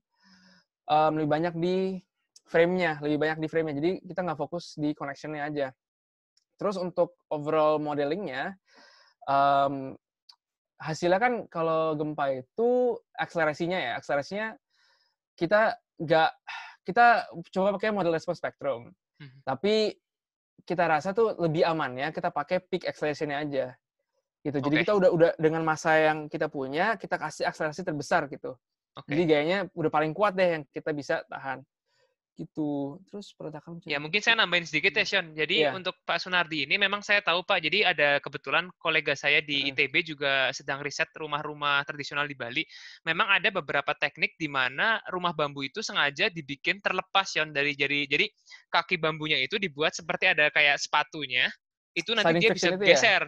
Seismic Nah, isolation itu. ya, Oke, jadi oke. konsepnya itu betul yang kayak Pak Sunardi bilang, konsepnya lebih mirip ke base isolation. Jadi ketika gempa terjadi, dia itu tinggal geser ya, sliding. Jadi ada Heeh, friksi heeh, heeh. antara permukaan dan bambunya. Nah, cuma kalau yang saya lihat dari sambungan yang Xion tadi presentasikan, Iya, itu sepertinya sih fix lebih sih, condong ke ya antara kayak fix atau fix. sendi mungkin. Heeh. Ada rotasi sedikit tapi tidak bisa geser translasi Iya, gitu, Pak. betul, betul. Jadi, iya, Pak, betul. Jadi kita sih udah mau coba untuk memikirkan berbagai teknik-teknik lokal ya, karena saya juga lihat, banyak banget rumah-rumah tradisional ya dengan itu. Jadi ya pakai seismic base isolation itu. Cuman kita berasa ya, secara engineering-nya kita merasa kita belum punya cukup resources untuk melakukan analisis sebanyak itu gitu. Karena ya mungkin tekniknya betul secara penerapan, cuman ya kita sebagai engineer kita belum berani nih, karena kita nggak punya capability-nya, nggak punya waktunya. Jadi kita oke, kita lakukan apa yang kita tahu dulu, dan kita terapkan dengan, ya udah pasti nih rumah ini pasti kuat gitu. Tidak ada uncertainty yang bisa membuat kita tuh, nggak ketemu gitu jawabannya, seperti itu sih. Oke, kebayang, siap. Oke, terima kasih, Xion. Mungkin pertanyaan selanjutnya bisa kita lanjutkan dari Bapak atau Ibu Hendra Mawat Aski. Izin bertanya, untuk Heeh. sambungan bambu yang digunakan, apakah ada perhitungan tersendiri untuk mengetahui tingkat kekuatan dan keamanan sambungannya? Nah, ini juga salah satu hal yang tricky banget nih, karena dimanapun saya cari, saya udah tanya semua expert, nggak ada yang bisa kasih tahu saya beberapa sih kekuatan bambu, gitu, kekuatan sambungan bambu. Terutama kan kalau misalnya pakai tali ijuk ya, Iya, ya gimana cara kita tahunya kan kita jujur nggak bisa. Makanya kalau ada beberapa koreksi yang dengan baut, ya jujur kita bisa hitung, karena baut kan jelas ya cara penghitungan seperti apa. Tapi rata-rata karena kita menggunakan sambungan yang kompresi itu, jadi kan hitungannya tuh lebih ke apakah bambu ini kuat menahan compression dari situ. Jadi kita bisa hitung tuh kekuatan bambu itu dalam menghadapi compression stress itu berapa, tekanannya berapa gitu. Jadi kita bisa hitung kekuatan bambunya berdasarkan stres tersebut. Gitu. Kalau tekanan melebihi dari kapasitas bambu itu ya kita langsung coba alihkan lagi gayanya kemana seperti itu sih. Atau kita memperkuat bambunya dengan menambahkan bambu lebih kecil atau kita isi dengan grout itu semen paste gitu ya, ya. Jadi grout. lebih kuat, lebih kuat seperti itu sih. Jadi Oke. kalau misalnya ditanya apakah ada perhitungannya, ada, tapi untuk sambungan-sambungan yang lebih modern seperti sambungan baja. Tapi kalau sambungan-sambungan yang tradisional mungkin agak lebih sulit, seperti itu sih. Oke, saya tertarik Sean untuk tanya sedikit Mhm, lebih jauh ya Sean tentang sambungan yang tadi dijelaskan terkait bracing itu kan tadi ya ada mhm, dua gitu kan tetap untuk iya, robustness. Nah itu dua-duanya kan menggunakan sambungan yang sama ya jadi untuk bearing ya compression gitu. iya. Nah itu kalau misalnya nih contoh kalau terjadi gempa itu memang yang tarik itu akan terlepas begitu aja atau gimana Sean? Maksudnya kayak akan terlepas Enggak, dari kita sih udah sambung pakai pasak ya, Dri. Jadi oh, oke. jadi nggak akan lepas sih. Tapi mungkin nggak sekuat kayak kalau misalnya dalam gaya compression, seperti itu sih.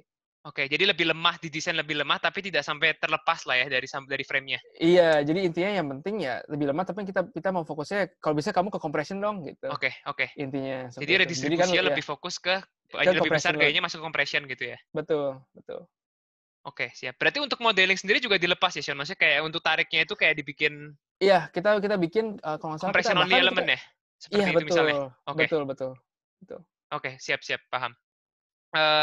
Selanjutnya mungkin bisa ditampilkan pertanyaan selanjutnya. Oke, dari Bapak Pratama HR Siregar. Selamat siang, saya ingin bertanya mengenai durasi. Oke, ini juga tadi sebenarnya mau saya tanyakan, durasi pengerjaan dari konstruksi ini. Kira-kira berapa lama ya waktu pengerjaannya? Selain itu, tingkat kesulitan pekerjaannya bagaimana? Untuk kedepannya, apakah akan ada proyek lain seperti ini di Indonesia? Mungkin satu-satu, Sion, dari durasinya dulu, itu total Mhm. berapa lama, Sion, untuk Kalau membangunnya? durasi, saya datang itu tuh awal September, tim terakhir yang pulang itu awal Oktober, pertengahan Oktober. Jadi kurang lebih 6 bulan, 2 situs. 6 minggu atau Jadi 6 bulan?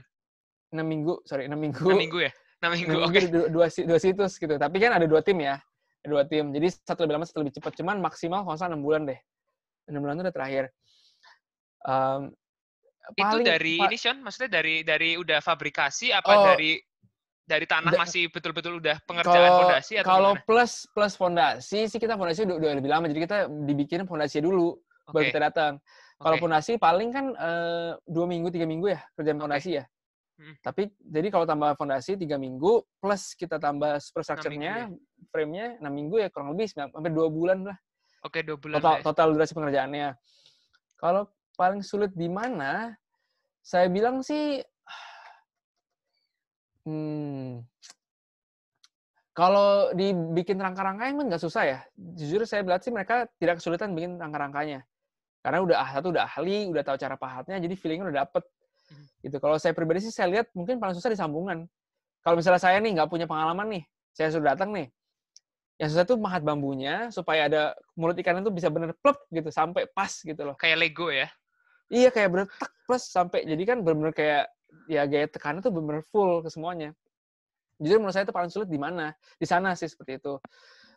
Dan juga kesulitan satu lagi tuh untuk, mmm, mungkin naik memasukkan bambu itu ke pondasi ya, sambungin bambu itu ke pondasi. Erection ya berarti ya? Iya karena kan, misalkan kalau di tadi gambar tadi bisa lihat tuh ada baut juga ya, ada baut yang bisa harus sambungin Iya, dari steel itu nembus ya? ke iya, ke dalam situnya. Mungkin itu paling susah sih di situ. Jadi kayak untuk erection juga, terus untuk menyamakan ketinggiannya sih. Oke, Jadi kan untuk frame-nya kan mungkin ya sih kita udah dari lantai udah kita pastiin bener tepatnya. Cuman ada banyak lagi faktor-faktor lain kan di saat kita ereksi itu, apakah mungkin, ketebalan bambunya itu beda-beda sehingga saat kita masukin ke dalam pipa itu tuh malah nggak bisa masuk sampai bawah. oke. Gitu-gitu loh. Jadi kita Iya, harus, iya, iya. adjust itu lagi, harus dipahat lagi. Kita harus bener-bener adjust sampai semuanya level dan serata mungkin yang kita bisa. Itu mungkin susahnya. Oke. Dan pertanyaan terakhir, apakah project lain seperti Indonesia? Saya bisa jujur belum tahu. Itu jawaban jujurnya. Karena kita mau sih bikin rumah seperti ini lagi, tapi kita pikir lagi apakah membangun rumah ini, jawaban yang paling benar gitu. Kita harus kritis lagi apakah kita datang itu kita pakai uang yang kita bisa pakai itu lebih baik kita pakai untuk ke Indonesia lagi atau lebih baik kita pakai untuk desain rumah yang baru gitu loh.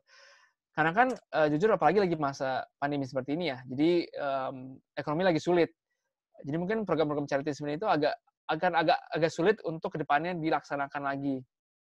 Tapi ya kita berharap sih bisa ya, at least ada rumah baru lagi, kita bikin lagi satu lagi, jadi rumah yang terakhir udah berdasarkan feedback-feedback yang ada, bisa dibangun lagi gitu. Tapi jujur saya belum tahu sih untuk kedepannya ada atau enggaknya, Oke. seperti itu. Oke, terima kasih. Kita mungkin move on ke pertanyaan selanjutnya, dari saudari Carolina Elvi ya, yang pertama. Mhm. Bagaimana cara untuk menentukan structural capacity, misalnya aksial dari material bambu?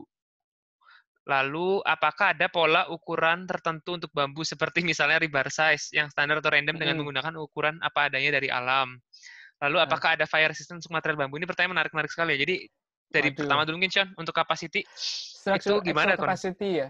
Iya, Eee, sebenarnya sih kalau saya bilang mirip seperti, saya lebih banyak desain steel, jadi kalau bicara desain kalau balok steel sih, iya. jadi benar-benar kayak area dikalikan dengan FY, jadi, kekuatan yield strength-nya, apa ya Dri ya? Iya, yield Yield strength ya, betul. strength-nya. Kuat leleh, Iya, heeh. area ya yield strength-nya kan untuk Heeh. aksialnya.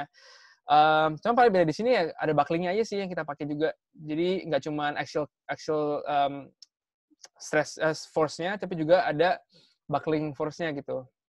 Nah, itu Nah kalau itu dari bambu gimana, Sean, penentuannya? Kalau baja kan misalnya kita uji tarik, ya kita kupon tes, kita tahu kuat lelehnya dari kurva regangan-tegangan. Nah, kalau bambu itu gimana Anda bisa tahu misalnya kayak ini kuat tariknya berapa supaya dikalikan areanya gitu kan, tegangan oh sama failernya gitu misalnya.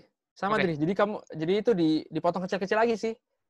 Jadi kita Oke. dipotong kecil-kecil, spesimennya kecil-kecil kali, terus ditarik juga sama kupon tes juga. Oh, bikin kayak kupon tes juga berarti ya? Seperti itu sih. Jadi kita dari situ baru bisa di-derive untuk bisa menemukan gaya apa yield stress-nya seperti apa gitu. Gitu sih untuk mencari itunya. Jadi ya sama area times Fy dibagi sama material factor-nya. Tapi ada lagi kalau nggak salah tuh faktor lagi tuh modification factor. Ini modification factor itu berdasarkan moisture content Oke. dan duration of loading. Jadi waktu dia dipakai berapa lama dan moisture content-nya berapa gitu. Kita saat itu kalau salah kita pakai yang paling applicable sama Indonesia, moisture content-nya dan duration load-nya seperti apa. Jadi ada nggak cuma faktor itu, kalau faktornya kita apa ya, ada uncertainty-nya lah. Oke, Yang sepakat. kita tambahin lagi di atas itu gitu untuk menemukan axial-nya. Oke. Kalau pola ukuran tentu dari bambu nggak ada, tapi kita pakai material grading.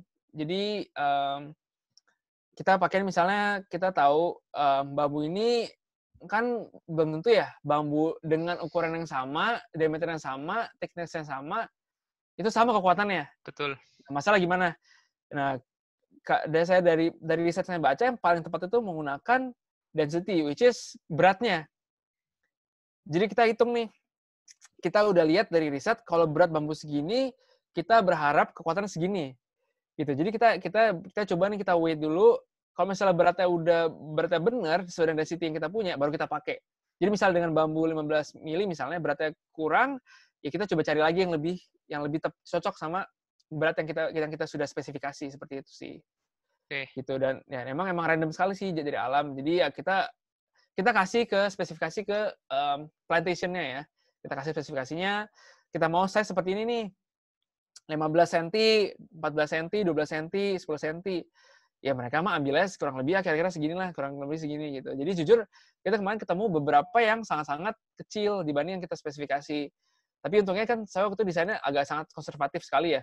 Jadi jadi kolom saya desain dengan kekuatan segitu semua gitu. Tapi kan in reality nggak seperti itu ya. Jadi kolom-kolom lain kan kekuatan axial-nya lebih kecil, momennya lebih kecil. Yeah. Jadi untungnya dengan desain konservatif seperti itu kita bisa pakai desain seperti itu sih. Gitu. Oke, siap. Terus untuk terakhir fire resistance, kalau bisa bilang fire resistance, emang pasti orang takut sekali ya sama api dengan kayu atau bambu. Cuman dalam sistem bambu tuh caranya kuat sekali. Jadi nggak mudah untuk terbakar. Gitu. Jadi menurut saya durasinya cukup lama untuk bisa istilahnya untuk bisa aman ya, untuk bisa keluar dari rumah, untuk bisa diamankan dulu. Apinya itu cepat sekali, banyak sekali waktunya. Tapi memang beda dengan beton misalnya, mungkin kalau ada api ya beton pasti lebih tahan ya dibanding bambu. Bambu mah kalau dilalap api udah habis selesai. Gitu. Memang ini kelemahan juga. Jadi nggak cuma pengawatan, fire-nya kelemahan juga. Tapi in terms of safety dan in terms of other benefits yang kita bisa lihat dari bambu, saya merasa fire resistance ini bukanlah sebagai penghalang gitu. Jadi dengan handle yang tepat dan desain yang tepat, semoga sih tidak perlu ya ada fire resistance gitu. Karena kan fire resistance dari dapur dan dari lampu listrik ya. Gitu. Jadi kita berharap seperti itu sih. Oke, terima kasih untuk tanggapannya. Pertanyaan selanjutnya, ya pertanyaan dari Bapak Alto Sagara. Apakah kombinasi pembebanan gempa menentukan desain penampang struktur rumah bambu tersebut? Mengingat berat struktur yang ringan dan periode struktur yang mungkin lebih besar daripada rumah beton, baja, dan kayu, bagaimana dengan batasan landutan? Nah ini, apakah pengecekan ini ikut menentukan dimensi penampang? Jadi maaf nih, penampang atau Pedri? Penampang itu cross-section-nya, Seon. Oh, Jadi okay. waktu saya melakukan proportioning nih, melakukan dimensioning nih, apakah sebetulnya yang menentukan itu memang karena internal force akibat earthquakes-nya, atau sebetulnya dimensinya misalnya harus kita perbesar, cross section harus kita perbesar karena lebih ke membatasi drift misalnya, contoh. Karena masanya kan kecil sebetulnya nih gedung. Betul. Tapi jujur aja paling kuat ya tetap gempa sih. Oke. Dibanding yang lain, maksudnya kita di sini kita nggak mencoba design against deflection karena jujur bambu kan ringan sekali ya. Yeah. Pasti akan deflect. Karena yang kita pilih sebenarnya lebih keamanannya, dan jujur di rumah bambu itu kita udah mikir nggak ada barang-barang yang bahaya, sehingga drift kan lebih ke serviceability ya berarti ya. Serviceability limit state. Jadi kita nggak melihat deflection dan drift itu sebagai problem gitu. Jadi kita lebih fokus ke um, bebannya gempa sendiri sih, dan memang penampak surut itu ditentukan oleh gempa, kombinasi beban gempa itu yang paling kuat, yang paling ngedrive desain itu. Iya, Batas betul. lelutan apa itu dia? Apakah itu bending? Ya jadi misalnya gini Sean, kan kalau kita desain gedung beton baja sesuai STH Ya. 1726 ya kayak SCI 710 itu kan kita batasin misalnya driftnya 2% drift under Oke. 10 earthquake gitu kan contohnya misalnya. Iya. Jujur di sini kita nggak pakai batas lelutan sih. Kita cuma lihat aja kurang lebih deflection-nya itu sensible nggak. Misalnya kalau misalnya deflection 1 meter ya jujur kita nggak mungkin dong. Tapi kita lebih ke sensibility aja, karena ya kalau kita menggunakan drift limit nggak akan bisa menggunakan bambu istilahnya sih seperti itu. Jadi mungkin kedepannya kalau mau pakai bambu kita harus cari titik tengah di antara stiffness, jadi kekakuan dari struktur itu sama flexibility dari bambu itu sendiri sih menurut aku ya. Tapi mungkin cara yang paling tepat kalau misalnya saatnya basic installation tadi. Kalau bisa mengurangi drift kan, tapi kebetulan kita belum bisa menggunakan sistem itu. Pengecekan ini enggak, jawaban dari Enggak ya, berarti ya. Mungkin sekaligus menambahkan, Sion tadi kan Sion juga bilang ya, untuk desain ini kan nilai behavior factor itu kan kalau di ISC itu R lah ya, faktor modifikasi responsnya kan hampir mendekati 1 ya. Jadi kan hampir sebetulnya ini bisa dibilang kayak desain elastik kan ya sebetulnya. Benar. Betul kan? Jadi memang desainnya lebih ke mendekati desain elastik dan juga ya driftnya dibatasi drift elastik dan force-nya memang kita gedein istilahnya gitu kan supaya konservatif. Iya, benar. Lebih dekat ke elastik gitu. Betul. Jadi kita nggak expect bahwa akan ada drift yang inelastik atau plasticity seperti di baja gitu kan atau cracking di beton gitu kan. Memang jadi kita memang lebih ke force control lah. Benar. Kita belum berani aja sih menggunakan plastik karena ya kita juga belum tahu ya, karena brittle juga sih bambu. Iya, makanya. Jadi lebih aman ke elastik aja. Oke, siap. Terima kasih. Masih ada pertanyaan berikutnya? Oke. Berarti pertanyaan untuk dari kolom chat sudah habis. Nah, kita masih punya waktu. Kalau tenang Sion, jadi kita masih punya waktu kalau peserta di sini ada yang ingin interaksi langsung, bisa langsung raise hand lewat partisipan ya, Bapak Ibu bisa buka lewat partisipan, diklik partisipan kan, lalu Bapak bisa klik di titik-titik itu yang di kanan bawah ada fitur raise hand. Nah, itu kalau ada yang mungkin yang tadi juga yang sudah dijawab pertanyaannya tapi merasa wah ini kok masih bisa saya coba lanjutin lagi nih TikTok. Nah itu silakan aja karena ini sharing session, nggak usah istilahnya malu-malu, silakan raise hand aja supaya bisa langsung nanya dengan Sean. Nanti tim kita akan nyalakan mikrofon Bapak Ibu sekalian. Coba ya, apakah akan ada yang raise hand?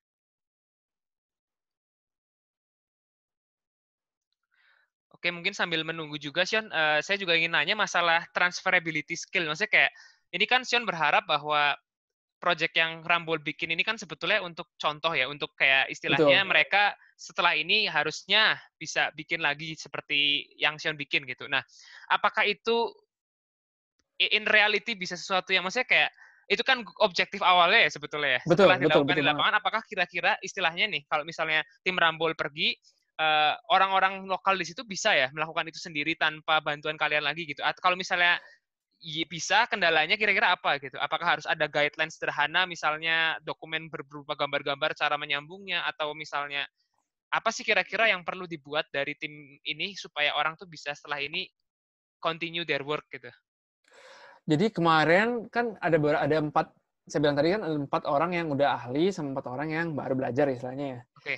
Ya jujur 4 orang yang baru belajar itu tuh lumayan cepat sih, jadi harus saya bilang ya.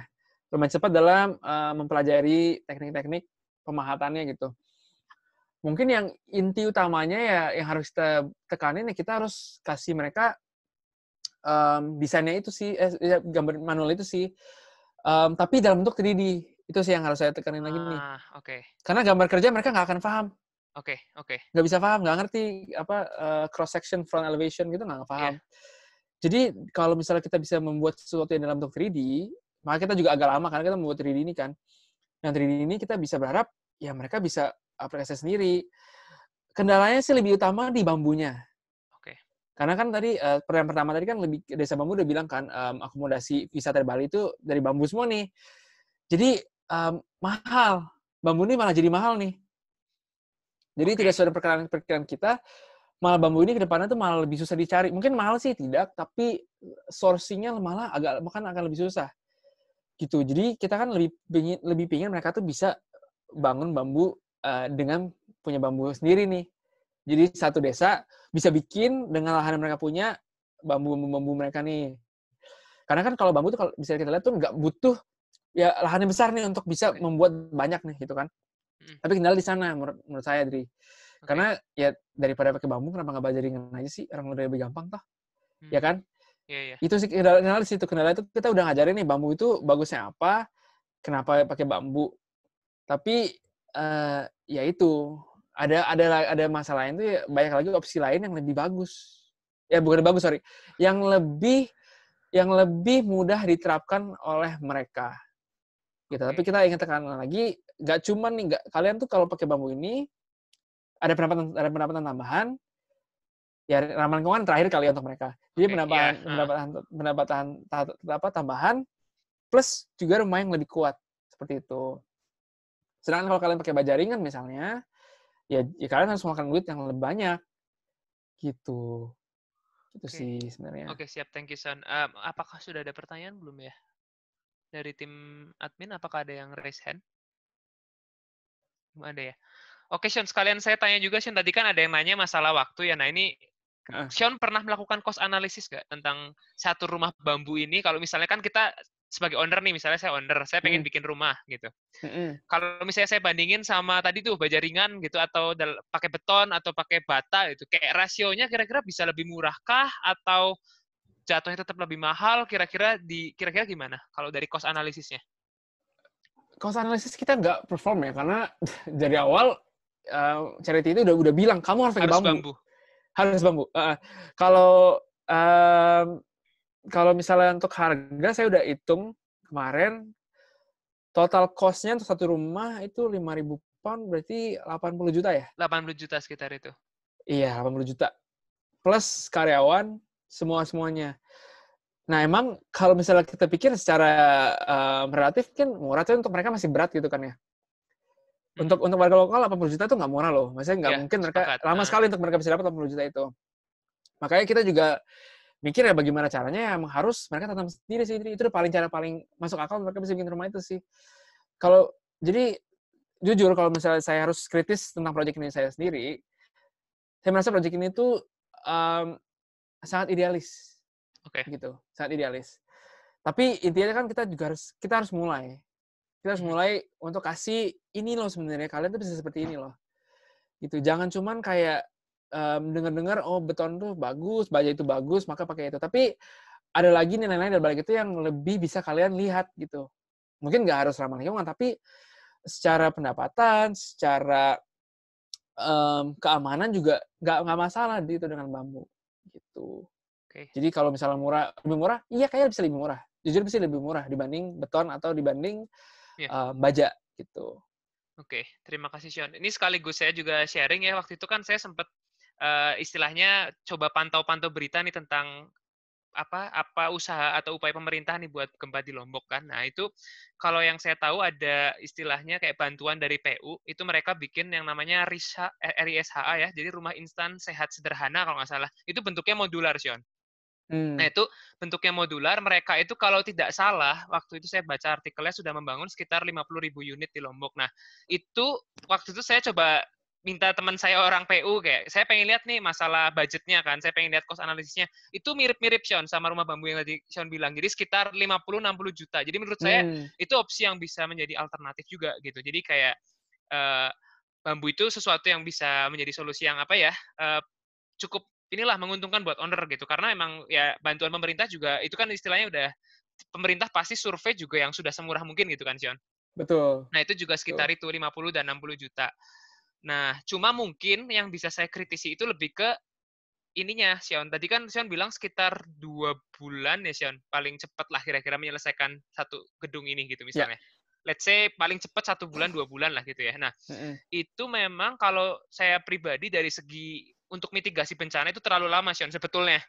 Betul, betul. Pemerintah itu menargetkan kalau rumah modular itu bisa selesai misalnya dalam 3-4 hari gitu. Karena kan memang orang istilahnya nggak bisa kelamaan di shelter kan istilahnya. Betul, Jadi betul harus banget. segera istilahnya dikembalikan ke rumahnya. Nah, itu memang kalau untuk aspek mitigasi mungkin harus di-reset gitu ya. Selanjutnya adalah kayak bagaimana mempercepat untuk konstruksi ini. Apakah misalnya dengan sudah disiapkan modular semua juga, langsung dipasang, sambungannya juga sudah dibuat, itu kan belum tahu gitu ya, Sean, misalnya, contoh.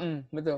Tapi mungkin itu aspek yang bisa istilahnya di-improve mungkin dari bambu Iya, construction ini adalah deployability-nya harus lebih cepat, seperti itu, mungkin. setuju. Iya. Selanjutnya, apakah ada, sebentar ya, saya sambil cek, apakah ada pertanyaan yang masuk? Ada pertanyaan baru dari kolom chat ya, sebentar. Iya, ada Oh 2 iya, pertanyaan kayaknya. boleh ditampilin lagi aja ya, Pak Admin. Oke, terima kasih. Ada pertanyaan baru dari kolom chat, Sean. Dari Bapak Sunardi Yusuf. Oke. Apakah rumah bambu memungkinkan untuk lebih dari 2 lantai? Nah, ini pertanyaan menarik. Apakah perlu hanya untuk kolomnya dibuat komposit dengan beton untuk meningkatkan kapasitas aksial, terutama terhadap buckling? Apakah memungkinkan untuk dibuat komposit? Oke, ini pertanyaan menarik, Sean. Oke. Kalau misalnya owner saya pengen bikinnya 3 lantai nih, Sean. Gimana? Gitu misalnya, contoh. Kalau saya bilang bisa banget. Kenapa? Karena kita bisa bundle membernya. Jadi member itu walaupun kecil-kecil, tapi kita bisa bikin banyak gitu ya. Jadi misalnya satu kolom jadi saya 4 bambu gitu. Karena saya pernah lihat emang banyak yang lebih tinggi daripada 2 lantai. Nggak tahu ya sampai berapa lantai bisanya. Cuman kemungkinan pasti bisa banget gitu.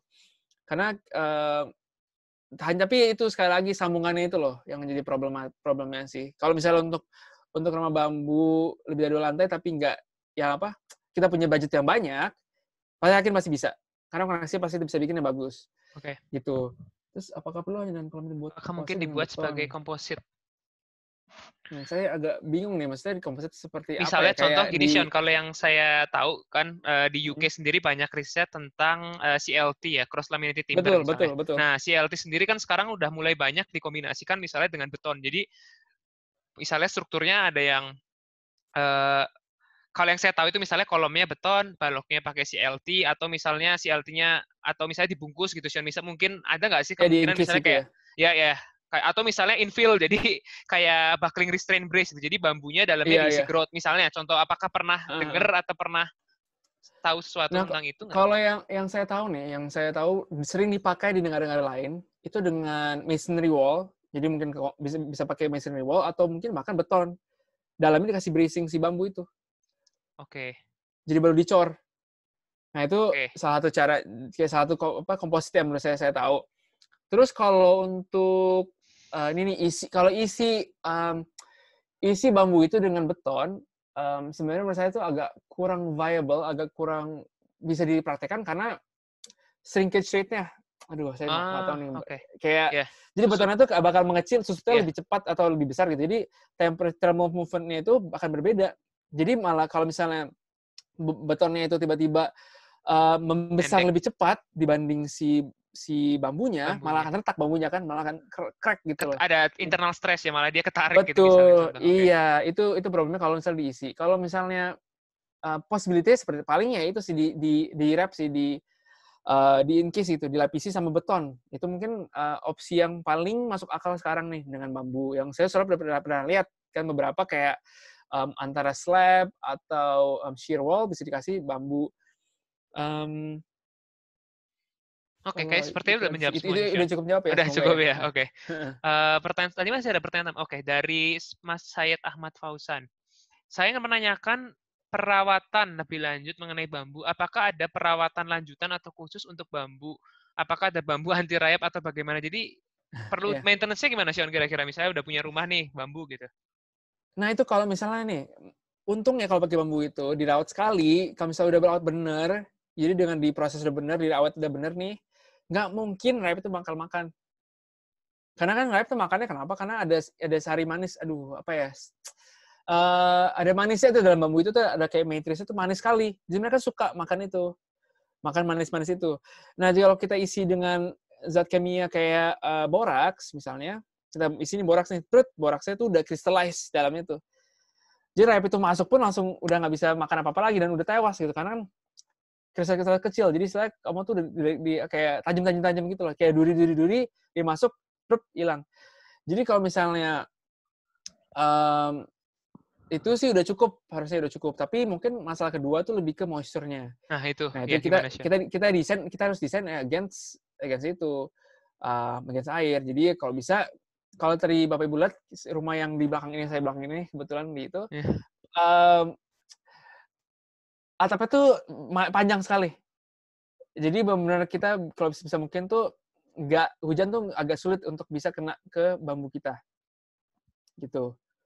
Dan mungkin beberapa solusi yang kita udah pikirin juga, apakah mungkin kita bisa bikin semacam kayak terpal gitu kali ya? Atau jadi walaupun bawahnya open plan, tetap bisa ditutup kalau hujan, gitu. Jadi mungkin nggak semudah itu, memang itu salah satu solusinya. Tapi kalau misalnya ditanya bambu anti-rayap sih enggak, tapi kalau diawetin dengan tepat nggak akan dimakan sama rayapnya. Oke. Kalau misalnya kita tanya kayak usia layannya gitu, Sean, maksudnya kayak kira-kira rumah di belakang Sean itu, kalau ditanya nih sama ownernya, ini rumah bisa tahan berapa lama ya, Mas? Apa saya harus misalnya bongkar lagi gitu, atau saya bisa tinggal di sini sampai berapa puluh tahun gitu? Kira-kira gimana, Sean? Nah, kita udah menghitung dan udah melihat komparasi riset-riset lainnya. Kalau secara engineering kita hitung 25 sampai 30 tahun. Oke.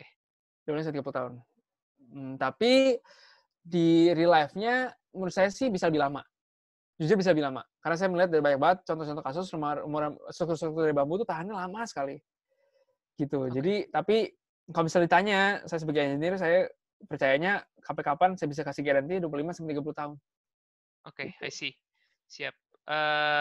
Lalu apakah ada pertanyaan lagi atau enggak? Habis ya?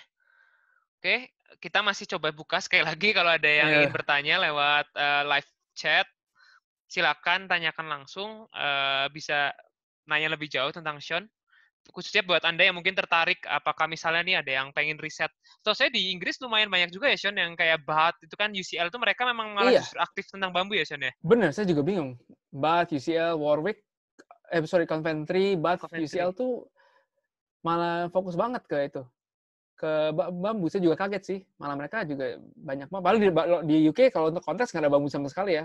Bapak Ibu sekalian. Tapi malah mereka sangat-sangat tertarik sama bambu. Ya, tapi biasanya emang lead researcher-nya emang biasa dari negara yang punya bambu. Contoh dari Meksiko, dari Kolombia, seperti itu sih. Oke. Nah, kalau komentar sedikit nih, Sean, misalnya kayak dari sepemahaman Sean sendiri, riset tentang bambu di Indonesia itu gimana sih, Sean, saat ini? Maksudnya apakah memang cuma saat itu IPB itu satu-satunya, atau sebetulnya maksudnya kayak apakah kita sebetulnya kurang appreciate dengan material kita sendiri atau gimana, Sean? Kalau pandangan umum aja gitu, Sean. Pertanyaan berat nih, karena jujur gimana nih, jadi nggak enak. Kalau saya lihat sendiri sih, saya jujur udah cari sebisa mungkin nih untuk bambu gitu ya, yang ketemu cuma IPB doang. Jadi udah search pakai bahasa Indonesia, bahasa Inggris, nggak ketemu gitu. Riset yang saya lihat papernya dipublish hanya dari IPB saja.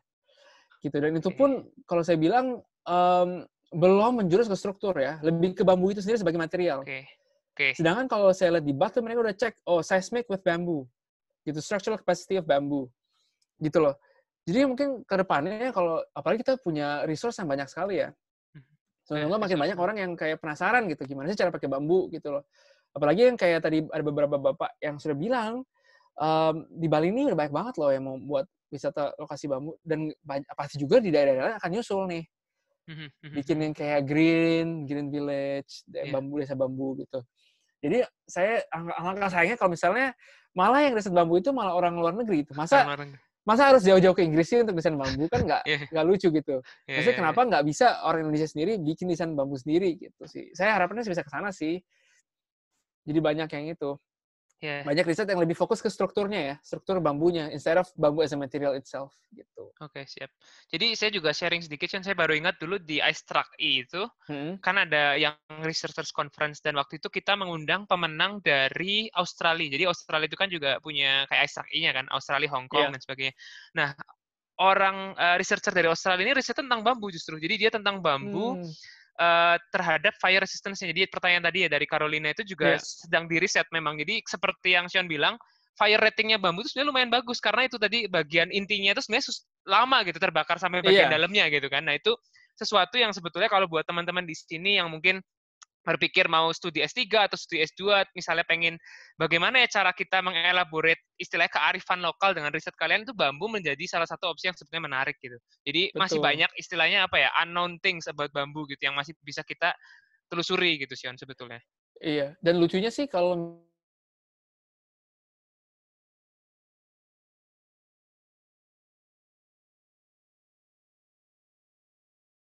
misalnya atau arsiteknya, gimana sih cara desain strukturnya? Katanya cuma small scale testing doang. Jadi dia nggak pakai model analisa struktur atau analisa struktur kayak structural engineering calculation ya. Cuma dicoba kira-kira pakai maket kecil, kira-kira kuat lah gitu ya, pasti berdiri lah. Gitu. Jadi agak-agak ngeri-ngeri sedap ya, harus saya bilang. Jadi masih butuh riset lebih lanjut lah sebetulnya. Bener, untuk bisa benar-benar bisa kayak pasti gitu. Jadi secara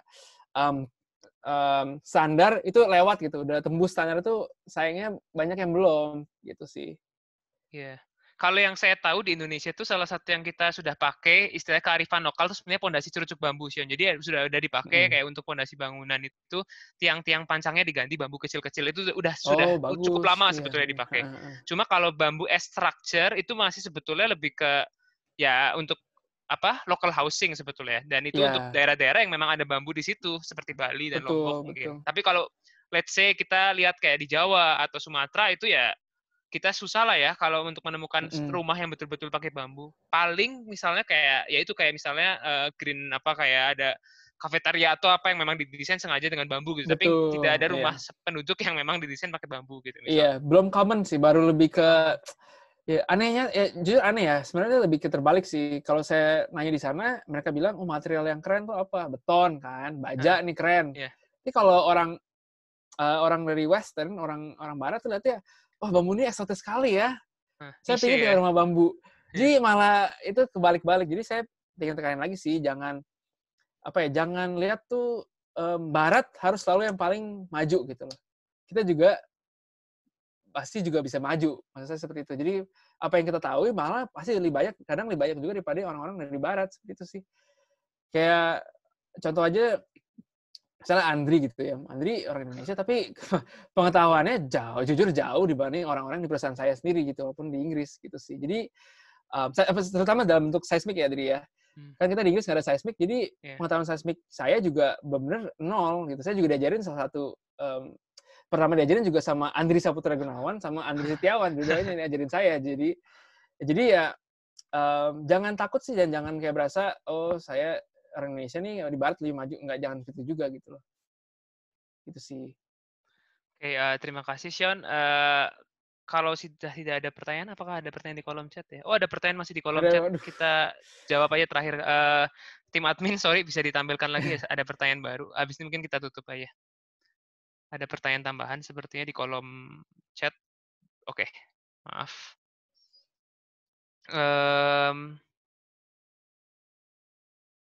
Oke, kita tunggu.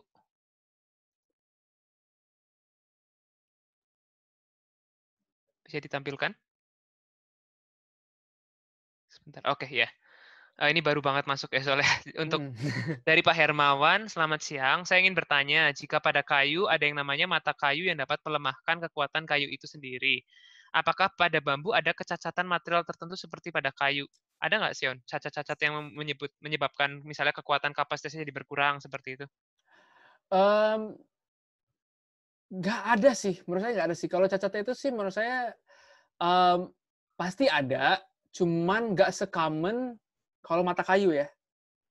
Gitu. Jadi ada, cuman nggak se-common mata kayu. Jadi mungkin dilihat misalnya dalam 10 pol bambu nih, mungkin ada satu atau dua yang cacat gitu. Tapi itu lebih karena emang handling agak bener, udah retak dari awalnya gitu. Tapi bukan karena kalau kayu kan benar-benar mata kayu kan, kalau ini beda sih, jadi nggak ada. Malah di bambu itu ada bagusnya dalam bambu, ada buku-bukunya ya dalam bambu itu.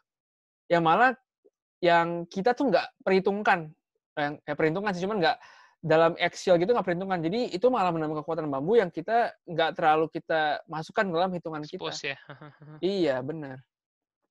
gitu. Oke, siap. Terima kasih. Itu mungkin pertanyaan terakhir ya, sudah tidak ada lagi. Oh, ada Oh, lagi, sorry, oke. lanjutan. Lalu tadi untuk pemakaiannya ditentukan berdasarkan ukuran. Apakah berdasarkan jenis bambu juga dapat menentukan? Nah, ini waktu itu kita sempat diskusikan, Sean, dari paper-paper tuh Iya, banyak banget ya material apa beda-beda betul. jenis bambu itu gimana, Sean, komentarnya? Sebenarnya sih berdasarkan ukuran betul, bambu juga menentukan juga. Jadi bambu bambu tali sama bambu petung ya kita pakai, nggak salah bambu tali sama bambu petung. Bambu petung tuh emang rata-rata tuh lebih besar-besar. Bambu tali lebih kecil-kecil. Jadi spesiesnya juga menentukan ukuran-ukurannya biasanya, gitu. Dan kalau seingat saya bambu petungnya itu emang lebih padat, lebih dense. Jadi kalau dites juga udah jelas pasti lebih kuat ya, gitu. Jadi saya bilang sih jelas menentukan sekali gitu. Bambu bambu tali sama bambu yang kita pakai tuh beda banget gitu propertinya. Kalau bambu tali yang kita biasa pakai itu lebih ke buat bikin lantai gitu, kita kan bikinnya kayak semacam grid ya. Mhm. Bikin grid dalam bentuk lantai, itu pakai tali. Cuman kalau bentuk kolom, balok, rata-rata tuh udah harus pakai bambu petung karena udah jelas lebih kuat, lebih tebal juga thickness-nya, lebih berat juga. Jadi udah pasti lebih kuat sih gitu. Oke, terima kasih. Oke, selesai. Sudah tidak ada pertanyaan lagi ya, saya pastikan sudah semua terjawab. Oke, kalau gitu saya sekali lagi mengucapkan terima kasih buat Sean yang sudah menyediakan waktunya untuk sharing ke kami ya, Sean. Kami jujur merasa, wah, sebagai orang Indonesia yang punya bambu ini malah justru risetnya apa project itu dari Inggris gitu. Jadi kita sekarang kayak belajar untuk lebih appreciate material yang kita punya sendiri dan kita tahulah bambu itu useful gitu, bukan sesuatu yang memang ada tapi nggak kita utilize sebetulnya gitu. Jadi terima kasih Sean sekali lagi untuk sharingnya, projectnya. Semoga bisa dilanjutkan dalam bentuk apapun itu nantinya oleh tim Rambol dan juga kolaborator lainnya dan juga mungkin riset di UCL kita akan tunggu kelanjutannya seperti apa. Hasilnya pasti menarik untuk kita telusuri. Betul. Uh, untuk para peserta semuanya, terima kasih sudah hadir pada sharing session pada siang hari ini, sudah memberikan pertanyaan-pertanyaan yang menarik ya, buat Sion juga jawab tadi kan, supaya semuanya juga istilahnya tercerdaskan lah dengan hal-hal ini. Nah, sekaligus kami ingin sekali lagi menginfokan mengenai webinar kami selanjutnya minggu depan, hari Sabtu di jam yang mirip ya, jadi jam 1 siang hingga jam 3 itu terkait dengan tunneling. Jadi tunneling ini kan sesuatu isu yang juga menarik ya di Indonesia, apalagi kita di Jakarta baru punya MRT ya, sesuatu yang istilahnya mega project lah di Indonesia. Nah, kita coba undang narasumber-narasumber yang memang expert di bidangnya, baik dari segi desain, dari konsultan, baik dari segi kontraktornya. Kebetulan mereka ini terlibat di proyek MRT Jakarta. Jadi seperti Fauzan yang di tunnel design di Mount McDonald Singapura pun terlibat dalam proyek MRT Jakarta. Jadi Bapak Ibu yang tertarik tahu bisa mendaftar segera. Kami akan segera sebarkan linknya setelah sharing session pada sore hari ini dan kami tunggu kehadiran Bapak Ibu partisipasinya di webinar selanjutnya. Sekali lagi kami ucapkan terima kasih untuk buat tim admin semuanya dari FIB yang member. Terima kasih untuk pembicara Sean dan juga Bapak Ibu sekalian yang sudah hadir dan menyempatkan Sabtu siangnya untuk mendengarkan sharing session dari kami. Sekian saya tutup. Selamat siang dan terima kasih. Terima kasih semuanya.